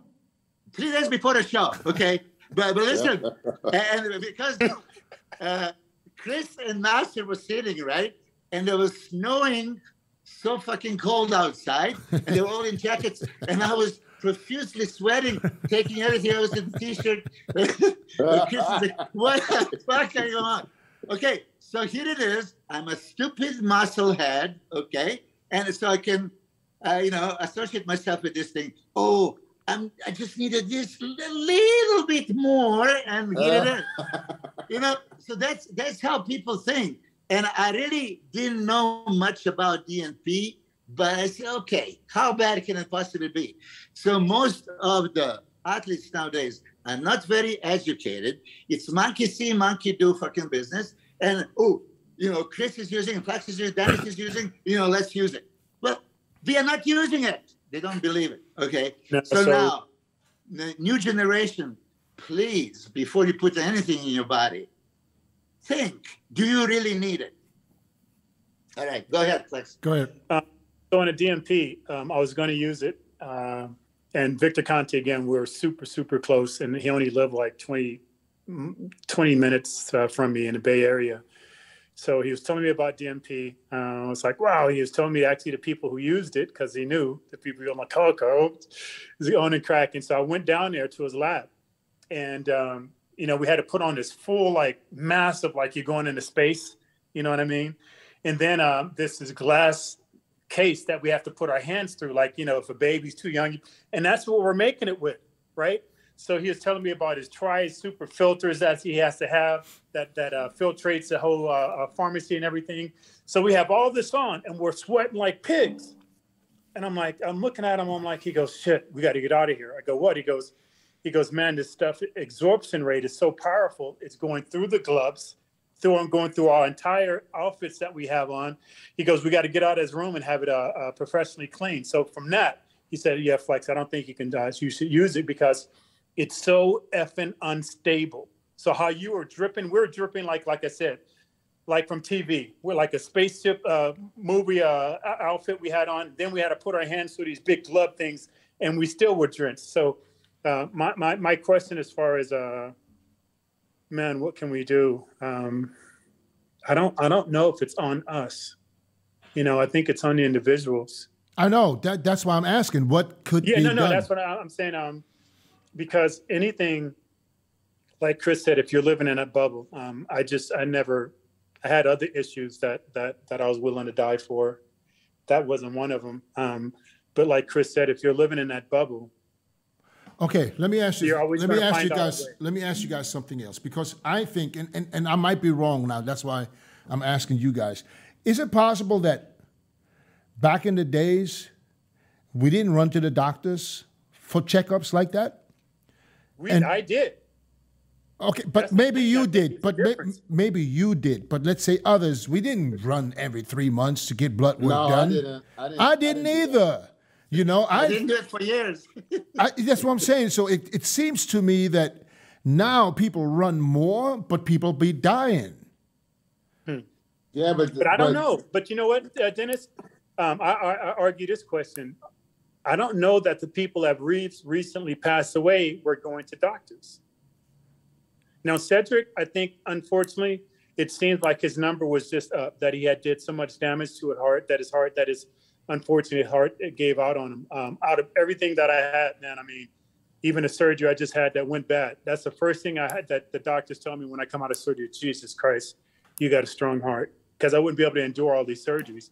So my heart never enlarged or anything like that, or those problems. But unfortunately, I think, that was just predestined that was going to happen to Cedric, just like my kidney disease, even though I'm aware that the steroids, quote unquote steroids, sped my disease up. It didn't cause my disease.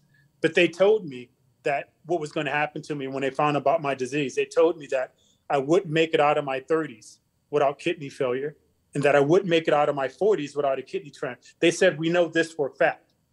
But I sped everything up because what I was doing was harmful for my kidneys. But, Dennis, one person died getting ready to go into a show. So we don't know where that person was, how healthy that was. But in my ignorance, it tells me that something that he was doing to finalize his look, or that he already started to finalize his look, was a culprit.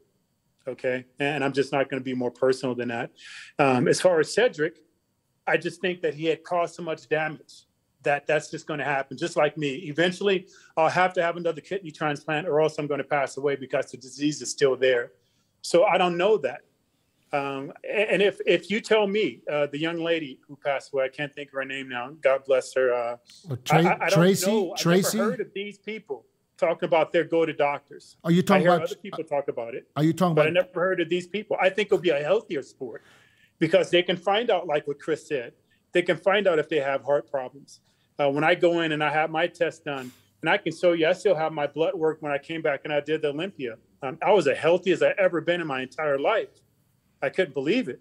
But like Milos said, eating really healthy, training, those are the basic nutrients of the healthiest things in the world. Listen, our sport, bodybuilding, is the beginning of all sports. You can't do no other sport without coming into our world and getting down. I don't got to go run. I don't got to play basketball. I don't got to do any of that to be a better bodybuilder. But all of them do. Even actors and actresses have to come into our world to better their craft. It doesn't matter, man. Even if you just want to live a healthier life, you have to come into our world to get better. Therefore, our sport is great, and it is that good. But just like I analyzed before, I can take the healthiest thing and overdo it and cause you some problems, man. Sugar, aspirin, things that are so, I can cause you great problems. So, like I said earlier, I think it comes down to certain people just aren't meant to do this sport, right? Their body's just not engineered to be able to handle that. Yeah, but how would you know? How would you know as an athlete that your body's not made for it? How do you know? If you have great genetics. That's what I was going to say. It's that individual, man. You got to know. I know how I felt going into every show. And I know each and one of you did too. I knew if I felt healthy. I knew if I felt strong. I knew if I felt weak. But and then I got blood work afterwards. So you got to know. You got to educate yourself. But Flex, just because you feel healthy doesn't mean you are healthy. But no. But then I said, the last thing I said is, then I went and got blood work to back up how I was feeling. So I always got blood. Listen, I always got blood work going into a show, and my verbiage was, I want to get a blood work done right after my show as soon as possible because I'm pissing the hottest right then, right? I should burn a hole through a plastic cup. I want to know what my number is then. And then however I choose to take off, whether it's 12 Why weeks, did you check so much back then? What my number is at the end of that 12 week. That way I can look and see how, wow, this is what a sliding rule is. I didn't get this much healthier. I stayed here. Now I can make a calculated decision on my blood work over years. How longer should I continue doing this? Well, Flex, he had a genetically the kidney disease, so steroids could affect you negatively. Yeah, yes. I just said that. I said it's better. But Dennis and Chris, okay, this is a question. Did you ever feel that steroids affected your health any negative way? No, I go ahead, Dennis. No, go ahead. Your turn, Chris. I'm just thinking there's also the mental effect of steroids. That's one thing a lot of people really don't talk about is, your mindset behind, like, I know I would say a lot of things differently if I wasn't on testosterone. I would say I would act and do things a lot differently whether I was on or off. And then you think about also some of the females, even like the mentality behind some of the females that's in the They're sport. taking male hormones. What do you expect? It's just like any of us. If we took progesterone or estrogen, how are we going to act? How are we going to think? So it doesn't matter what small amount they're taking, but preach risk because it's gonna not talked about enough. The mental problem and the depression and stuff like that. You just got to be really aware and really check yourself and really work on your mindset behind what you're doing because all that can be affected. That's the one. So you felt it. You felt something. You felt more aggressive. You feel aggressive, but you feel also like just different things, like the different parts where it's like. But I spent a lot of time off also, and when I went off, I went off. I didn't do a TRT like a lot of people speak of these days. But hold on a second, Chris. Let's talk it. When you went off steroids, you were still on something else. No, me neither. I wasn't. Oh, No. we all know what you're talking about. Okay. Bro, you're talking about 2 or 3 years of my life. I had a career from 85 and started competing up until 2008. You talking about that you can't put my whole life on. No, but okay. I know. I went raw too. When I came off, I went off flat. But I went off. We all did. I was staying off longer than what I should have a lot of times. And I was trying to figure out okay, what is my number of time I need to go off to get my body healthy and then on. But when I took pills, I was just taking tests and equipoise, and my numbers was through the roof. But I was I'm like, not saying. Oh, really? So Chris. yeah, I wasn't even taking pills. So Chris. I'm not talking about like, cruise and so steroids. Okay. I'm talking about other medication. Yeah. So Chris, Chris, you also checked yourself while you were on just to see what happens? Yeah, because I had a girlfriend who was working in the office, and they did a liver panel for me, and my number was out of whack, and then I stopped for a month, and then it went back to normal. So I was like, okay, so I'm not even taking any orals whatsoever, and then my numbers was all jacked up. Yeah, but let's touch that subject. Liver enzyme is going to be elevated from fucking anything that you put. Anything. From working out the day before you draw blood. Yeah, but it doesn't mean that liver is damaged. It just means that it's working overtime. I mean, I have a liver experts in my family and all this stuff, and they explain it because, when my liver enzymes were somewhat elevated, instead of 50, they're 100, 150, and you panic because some doctor here is telling you, oh my God, it's go to 500. So my brother-in-law, who is a liver expert and liver transplant surgeon and all that stuff, he says, hey, when it comes to 2,000, that's what you're worried, And after he told me this back in the early 90s, I calmed down a little bit. And he says, like, look, and I can prove it to you. I can just not, he didn't even take a steroids, just take a shitload of tablets, any kind of tablets, ibuprofen, acetaminophen, blah, blah, blah, blah, blah. And his enzyme is going to shoot up. So, but, okay, the Flex, you had a genetic disease. You had, Chris, you had a little bit of aggression maybe, and you said depression. But depression. I had both of those too. Did you have anything? Nothing. No. Nothing. I had both of those too. I had aggression. I was incredibly aggressive. But, I want to be clear. The first time I got my blood work done is I was 16, and it was just like a joke. A doctor, like kind of like what Chris said. It was a doctor who trained in a local gym, and I was a local hero there. And he's like, Flex, why don't you come in the office? I want to do some blood work on you. I'm like, I don't want to go, why? And he goes, just for fun. I like to see what it does. This was when I was, no, not 16. I was 19 years old, 19. And at that point, he told me, he goes, everything looks great. He goes, man, but you have a gram of a protein in your urine. And you're talking back, it was like the early 80s. So I go, what does that mean? He goes, man, I don't know. So we fast forward now, that would have told us, and that would have been a marker to find out that I have a kidney disease. Because he goes, well, if you were a drinker, I'd tell you to slow down. He goes, so I was leaking 1 gram of protein in my kidney when I was 19 years old. So right now they know that's the marker to start doing more blood work to see if there's a bigger situation going on. So that's why I started doing blood work way back then. Mm-hmm. It wasn't because of bodybuilding. But then again, like I said, I had the honor of working with Dr. Jaycott. So that was just a known thing. You go in there, you get your blood work done. So I continued doing that. But each one of you have just said that. Chris, you just said it. I kept getting my blood work done. And based on where my liver was, my number would be off, but I would come off. So I would use that as my marker.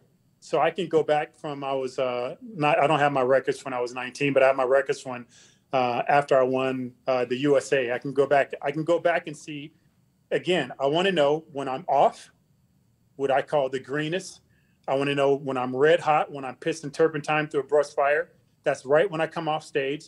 And then that 12-week break that I give myself, what did it go back to? How close did I get back to my start? And that's what I used as my line. I never got close enough where I said, well, I need to slow down. Unfortunately, the kidney situation happened. So my point is, Dennis, I don't think there's nothing that can be done. Even if you set in tests, people are going to try to defeat those tests because they have a mentality like Chris said. Everything you lay down, everything that they come up with, there's going to be someone out there thinking that they can defeat or outsmart that freaking test. I think the only thing that we can really do, which is too expensive, but I wish we had insurance and we allowed our athletes to be able to go and get blood tests. Then we can see at the very minimum That's suspicious. Yeah, but what insurance would jump on this deal? I'm not. We didn't get into what. We didn't talk about what. The question was, what can we do? That's the only thing I can see. My idea. Maybe we can find that there's something precursor that's going on in this person. Yeah. And that's subconsciously why they should quit. My idea was there's nothing you can do. You can't force the guys. Or, people saying that, they should, test them 3 weeks before the Olympia, and when their levels are over. We beat so many tests. Are you kidding? No, if they would really do the test 3 weeks before the Olympia, and then some levels are high, there would nobody be on stage. Yeah. My idea was only to make, because when people get their IFBB Pro cards at the beginning of the year or whenever. To have them do a physical, not to send in their results, because at the end of the day, who is there to decide that you compete and you can't? Because nobody has the right. Just for these guys to be aware of what's happening. So now it's up to them, it's up to myself to say, okay, listen, my shit's off. I need to do something or ignore it. But most of these guys don't even go to the doctor, so they wouldn't even know when shit happens. So that way, at least they are aware that they are good or they're not good, just for them to know and then decide what they should do. But that's exactly what I meant by the blood test. They would know that, but you're right. It is expensive. But you know what? It's expensive. But it ain't like they're not. What's expensive? Blood gym membership, blood gym work, membership, everything else. How can they not invest in the biggest thing that they have, which is their health? Flex, blood work today, you can get a full panel for $200. Yeah. That's not expensive. 175. So you have to have a kind of medical clearance. Now I tell you, maybe that is remember. Flex, hold on, Flex. Hold on, Flex. Let Milos speak real quick. No, man, I'm Olympia. Talking. Forget this. No, I'm kidding. This guy. Okay, now just to jump into this, 2000 Olympia, I was qualified to compete. I was preparing to compete, and Wayne D'Amelia did not give me medical clearance because I had that Sintel accident. He says you can't compete, and IBB denied my entry to Olympia 2000. Yeah, so I didn't have a medical clearance to compete. So that happened before. Dennis, what you're saying, that they have some type of input on whether they should or not, but you still have people out there who are willing and able to push that limit. They're going to. Oh, yeah. Not to keep referencing Chris, but he admits to being a person who was in that bubble. I met people, and I still, to this date, and I'm not going to say any of their names, I met a guy and a girl that told me, listen, if I was to win Olympia and do a crap pose on stage as I got my trophy and died, I'd be in heaven. That's the mentality.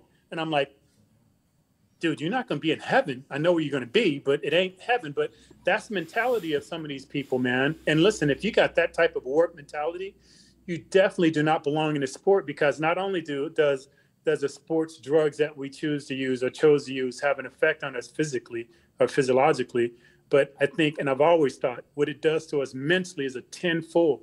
And you never realize that until you come off of drugs for long enough. And I'm not talking 6-7 months. After a couple of years, then do you see things completely different.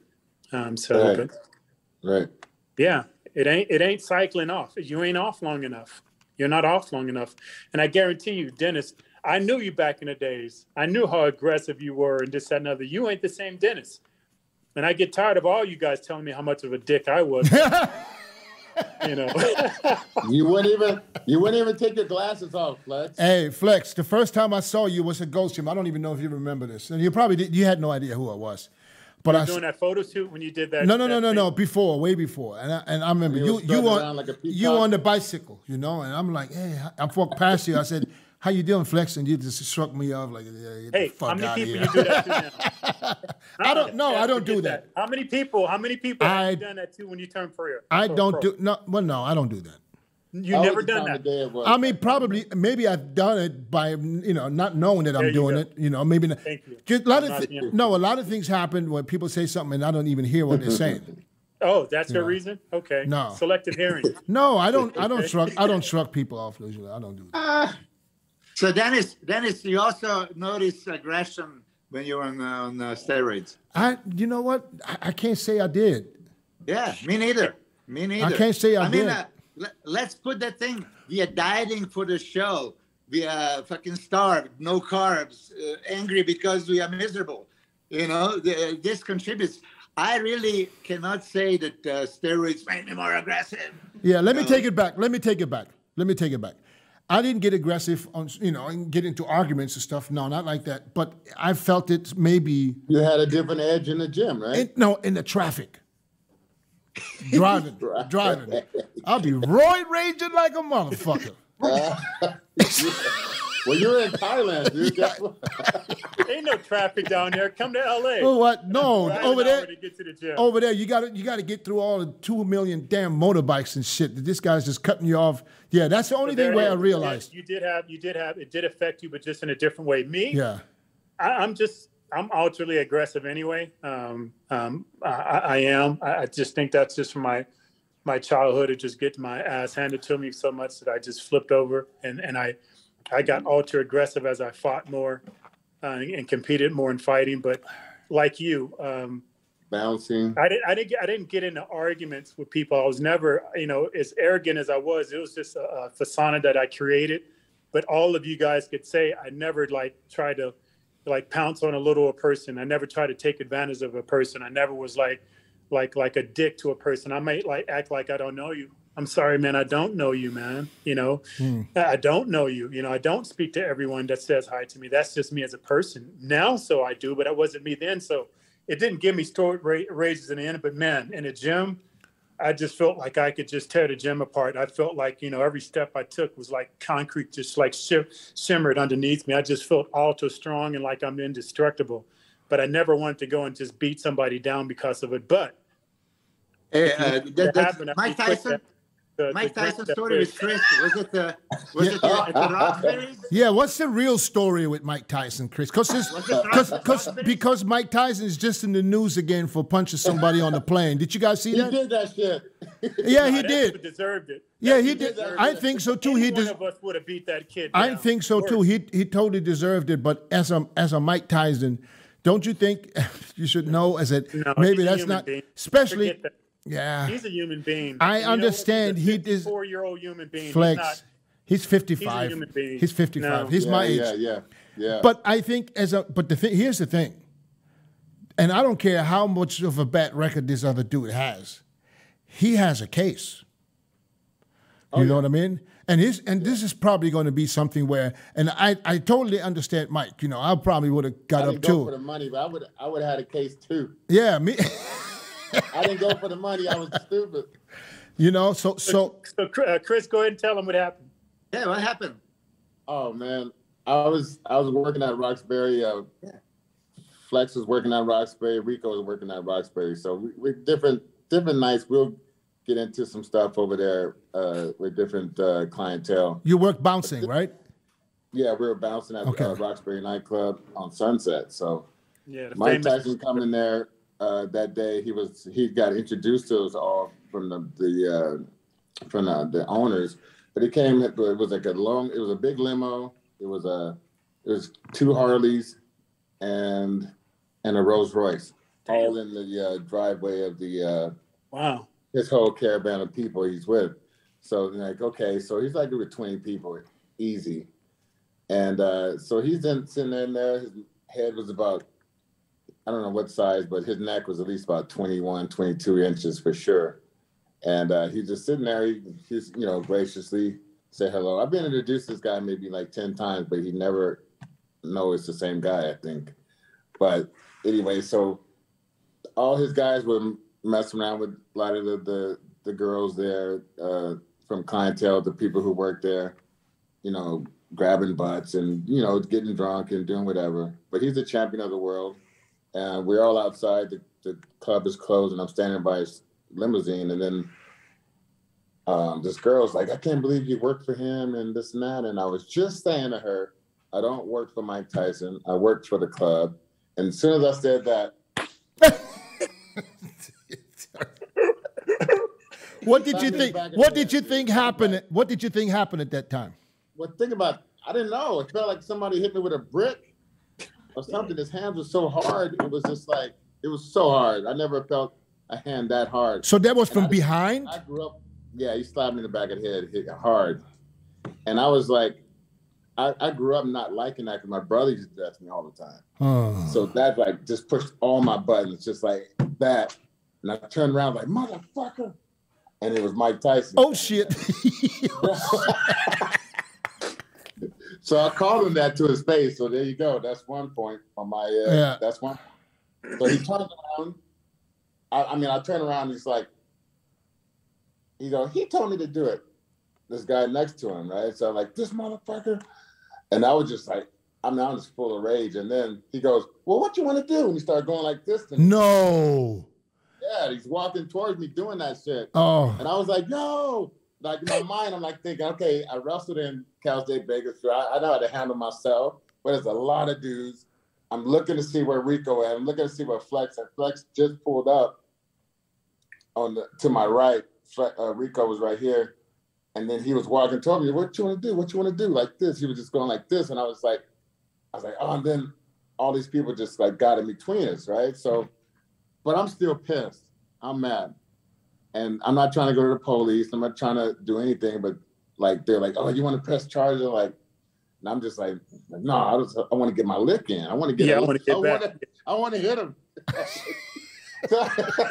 So the thing is, so we went looking for him the next week, bro. We went looking for Mike Tyson. Think about that. Yeah, that's a great thing that we didn't find him. Yeah, we didn't find him. I was late. So then, I was late. But then listen. So we in Larry Parker's in Beverly Hills. And then we were sitting there like, it was a dry run. We didn't see him. Next thing you know, like all his people come in, and they were watching one of his fights. They had turned on one of his fights on the TV, and he had just got knocked down, and he was trying to get his mouthpiece in it. Oh yeah, that was the. And we were laughing our ass off. We were laughing our ass off because he was in the same room. We wanted to antagonize him. So he's like, I wasn't there, over, and he goes, shit happens like that. Oh, really? That's a beautiful mentality, though, right? Oh, we like really trying to antagonize him, right? So he comes walking by the table, and then Rico is like, "Hey, man, why you hit my homeboy like that last week at the Roxbury?" He said, "He's a big guy. He could take it." He said, just like that, and I took that as an apology. So. Well, you know what it really shows is it really shows his mentality. He didn't have any ill will. But the thing about me is we're joking. I showed up late. I was late at work. And I was like, what happened? Damn, I missed it. So I was such a hothead. My thing was, who started this? I'm like, so Chris, you got to take the first punch because this is about to happen because of you. So then Rico has to go, and I'm coming behind him with some crazy kick. But I was just so hot-headed, I would have probably instigated. He was there with his entourage. You all would have got your asses kicked. Oh, yeah, that's all I was thinking. Is like, what's going to happen? I could probably shoot in, take him down. Yeah, but what if he gets one in while you level changing? You didn't tell people's face This is 1992. Yeah. That's his pride. Listen, I'm not saying that we were smart. I'm not saying I'm here to say I'm very happy to find out that we didn't find out what really happened, because I think at the end of the day we would have probably got hurt because he had so many people. But my mentality always in that situation is who's ever underneath me, 2 or 3 guys, they're gonna wish they never lived. These cats on top of me are gonna have a ball, right? They're gonna be balling out, but who's ever underneath me, they're gonna wish they never lived. But I'm happy it never happened. I don't think there's anything he could do to make me want to fight Mike Tyson. Yeah, I would just turn around and say, Mike, hit me again. Yeah, if I would have turned around and saw it was Mike, I would have fucking fell over, busted my head wide open, and got me a couple of mil. That's all. That's all you can do. You talking about Chris and Rico, who beat down those other 2 rappers. What was their name? Oh, House of Pain. House of Pain. So you guys remember House of Pain? Yeah, I remember the name of them, but I couldn't put it up. They sung on Jump Around. Oh, okay, yeah. We got to do it. Chris and Rico, they don't have respect for nobody. They beat them 2 guys down. Rico actually tore his bicep hitting the dude so hard. Yeah, well, I'll fight a rapper, but I wouldn't fight Mike Tyson. Hey, let me switch to the last subject real quick. I want to get your guys' opinion on the 2022 Olympia coming up in December. Do we see a switch? Or one more thing, classic physique open bodybuilding, are we seeing a shift here? Not yet. Not yet. I mean, Yeah. I love classic. You know, Flex competed his last show in the classic physique. He is considered classic. I mean, you know, wasn't there, but yeah. I still don't think that it's strong enough to overtake the bodybuilding. Wasn't sick classic about that. Yeah. The only thing, hey, Flex want to say the only thing classic were the trunks. But let me tell you, Dennis. Yeah. You know, I've been watching this particular category for a long time, and the reason why I don't think so is the open is so much more. It's going to be so much more explosive because these guys are weighing in within a day or day and a half max. They got to weigh a certain amount of weight. They don't have much time to go from, you know, zero carbs to putting in everything and hopefully it's going to turn out right when you feel in that physique. These guys have been carbing up for 3 or 4 days. These guys right here only get 24 hours. I don't know if it's better if they weighed in on like that Tuesday and give them a fair chance to look into to feel into their physiques or what, because that's a major issue that I see that it's not that. It's just kind of like where did the ruling come in for that? Like who made a point the ruling they need to weigh in just before the show? Like give them more time, an early weigh-in, or something like that. So I thought they weigh in on Wednesday, don't they? Yeah, they do 24 hours. The Arnold Classic, they did 10 o'clock. Say like 24 hours for the Arnold Classic. Yeah, but for the Olympia, it's 2 days now, right? I don't know. I don't remember it being very good as far as fairly being a chance to feel into your physique. And you know, some of these younger guys, these guys are 20-some years old. Yeah, they can eat some candy and fill out, you know, in 2 seconds. But when you're a little bit older, it's harder. I don't understand. I don't agree with the height and weight ratio. I don't either. Because we know a lot of super classic looking physiques. They are 10, 15 pounds overweight. And what do? So they have to sacrifice to sneak in, and then they lose the fullness, and usually weak body part goes first. So I actually tried to talk to Tyler Mannion and say, like, look, not just that. I never met the guy who made up the height and weight. Have you met him? I want to talk to him also. No, but they're here. No, not just that. If these guys are already at the top, they squeeze in. What does it mean next year, next 5 years, they can improve? You know, so you're not giving them a chance. So I think that every so many years, maybe, they should raise the bar a little bit and allow that. But they're not. They're not. Maybe they will. They're like Breon turned pro at 176, and he gets to 180 throughout all these years to channel his physique in. So I just think you know, it's a natural progression for him to go to 212 because you can't show your physique or changes or gains. Yeah, you can improve. Yeah, you can improve. Another thing is for classic physique, why don't we have more poses?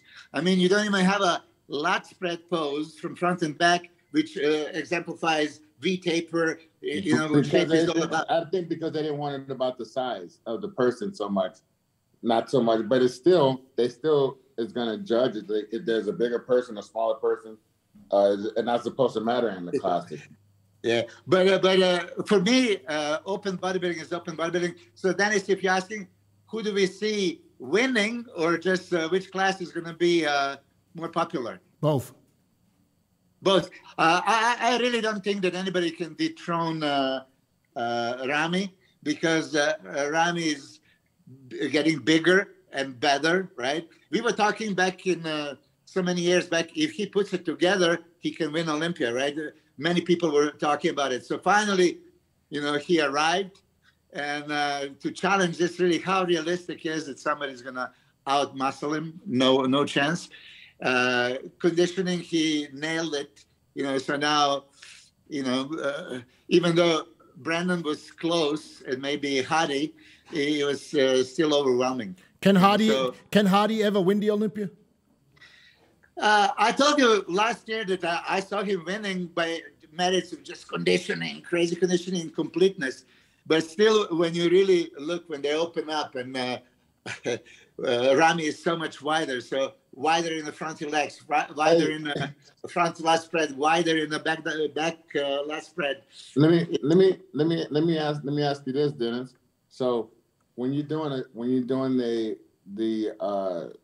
you're judging this yourself, when you see Hardy going up against Milos, when you see Hardy going up against the champ, don't it seem like he's closer to, like, oh man, you want to see him get to the champ, but yet when you go up against Curry seems like he's just a different animal to him. His shape and everything is just so much better. But then how do you look like? I don't know. It's either like he's got to be in third or he's got to win it. Yeah, it's something like that for me. Yeah. I don't know. I think, and I said it since 2020, is that Hardy is the biggest threat.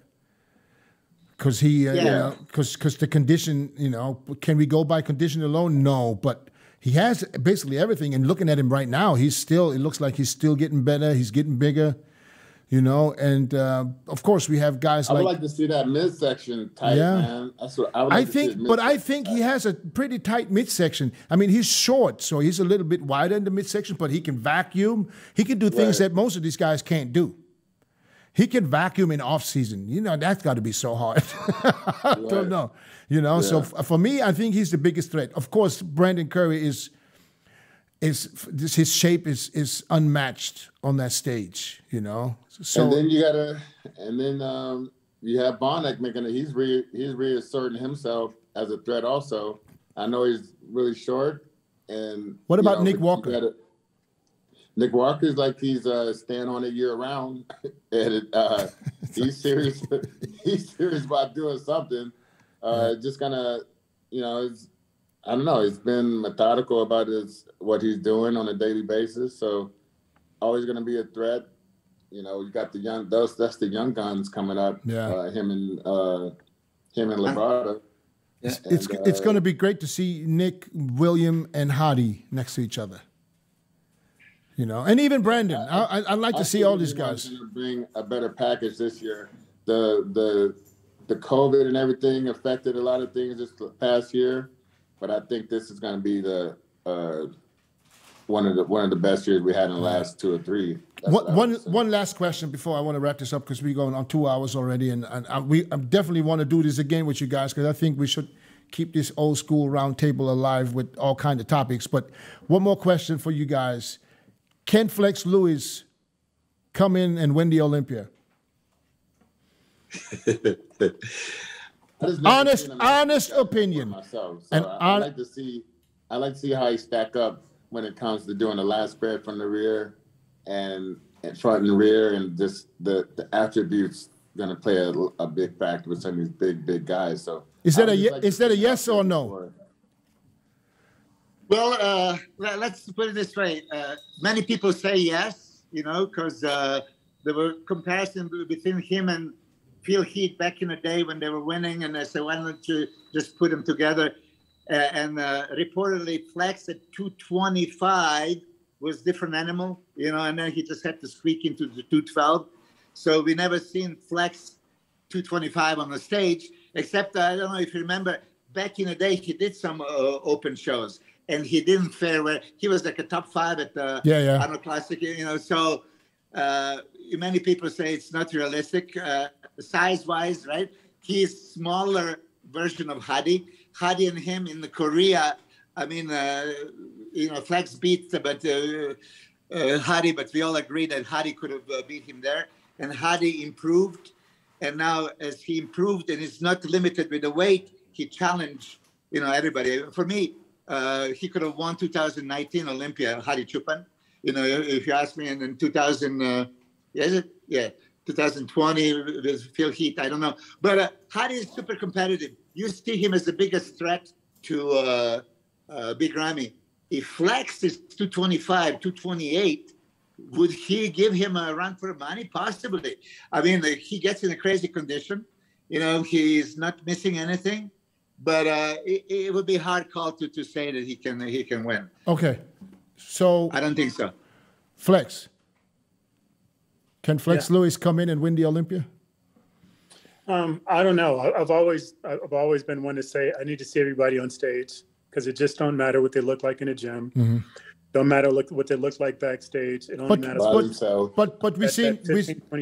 So I have to see. As of right now, I have to say no, because the facts of, like what Milos said, I've never seen him in that type of size and condition. It could be mind-boggling. I haven't seen it. So until I see that, how can I judge on something that I've never seen? If I speculate, if we're all saying that freaking, all these guys are on the standard and he's so untouchable, then how can someone of that stature come and touch him unless there's another big man like that? Yeah. If we're all gearing Big Ramy up to that. And if we're saying, hey, let's look at Hani Chopu and Flex, where you're talking about the guy who took third place, you're not even talking about the guy who took second. So the way you guys, the way we're all talking this fight out is he has a bigger battle to deal with the number 2 and 3 ranked guy before you can even talk to the number 1 ranked guy. So until I see that, I have to say, And we can't forget. Here's the Dennis, for you. Can Derek Lansford come into the open division and give them help? Yes. Yeah. Yes. Dennis, that's what I think. Can Flex come in and win? Say what? Can Flex come in and win? I think he can. And I think he can under different circumstances. First of all, Ramy needs to be off to get beat. Yeah. Okay, when Ramy is on, it's not possible for anybody to beat him. When he's on, when he's off, there's 6, 7 guys that can beat him. Sure. And we've seen it before. He's got beat every year by guys that can't beat him if he's on. Now, well, the way you paint that picture, I'd have to agree with you. Because if the leading person is off, anyone should be in striking range to be able to take him out. So I agree with that. But I'm just saying, you're saying if. In the arguments of if, I could always throw if in there, throw that clunker out the way. Let's say it's everybody are at their best and they walk on stage. Who's going to win? Ramy. Okay. Yeah, that's what everybody's done. Yeah. You can't say that. But you already know we will never see in an Olympia. Well, we saw it back in the days where the top 10 were all on. You don't see that no more. Nowadays, there's literally 1 or 2 guys that stand out with condition, and the rest is just. You're right. Yeah. Well, let's squeak this in. Sean Ray, Chris, and the Flex, right? Can Sean beat Chris and Flex at their best? Nope. I don't think so. But Sean was coming razor sharp every time, right? And he was second twice. Yeah. To Dorian, right? Guys. So Flex Lewis was never off. Never off. Guys, so listen, we got to keep this up because I have so many more things to throw at you. Let's do this again. We got to keep this roundtable together where we can, because I like this. You see how quick 2 hours go by, and I got to get the hell up out of here because I got another one coming up in 2 minutes. So, guys, I appreciate you guys. Cater food and everything. Listen, I appreciate you guys, and we got to do this again, and we'll maybe find a way where we can somehow incorporate you guys into doing this on a regular. I would really have. I like this. I like this conversations where you talk to people. Because there's so many more that we can dive into later. Exactly, and especially with people that's been there and done it and still doing it to this day. So I appreciate you guys. Thank you so much for coming on. And I'll keep you guys posted, all right? All right. Yeah, thanks for having us. Take care, guys. Appreciate it. All right, good to see you guys, man.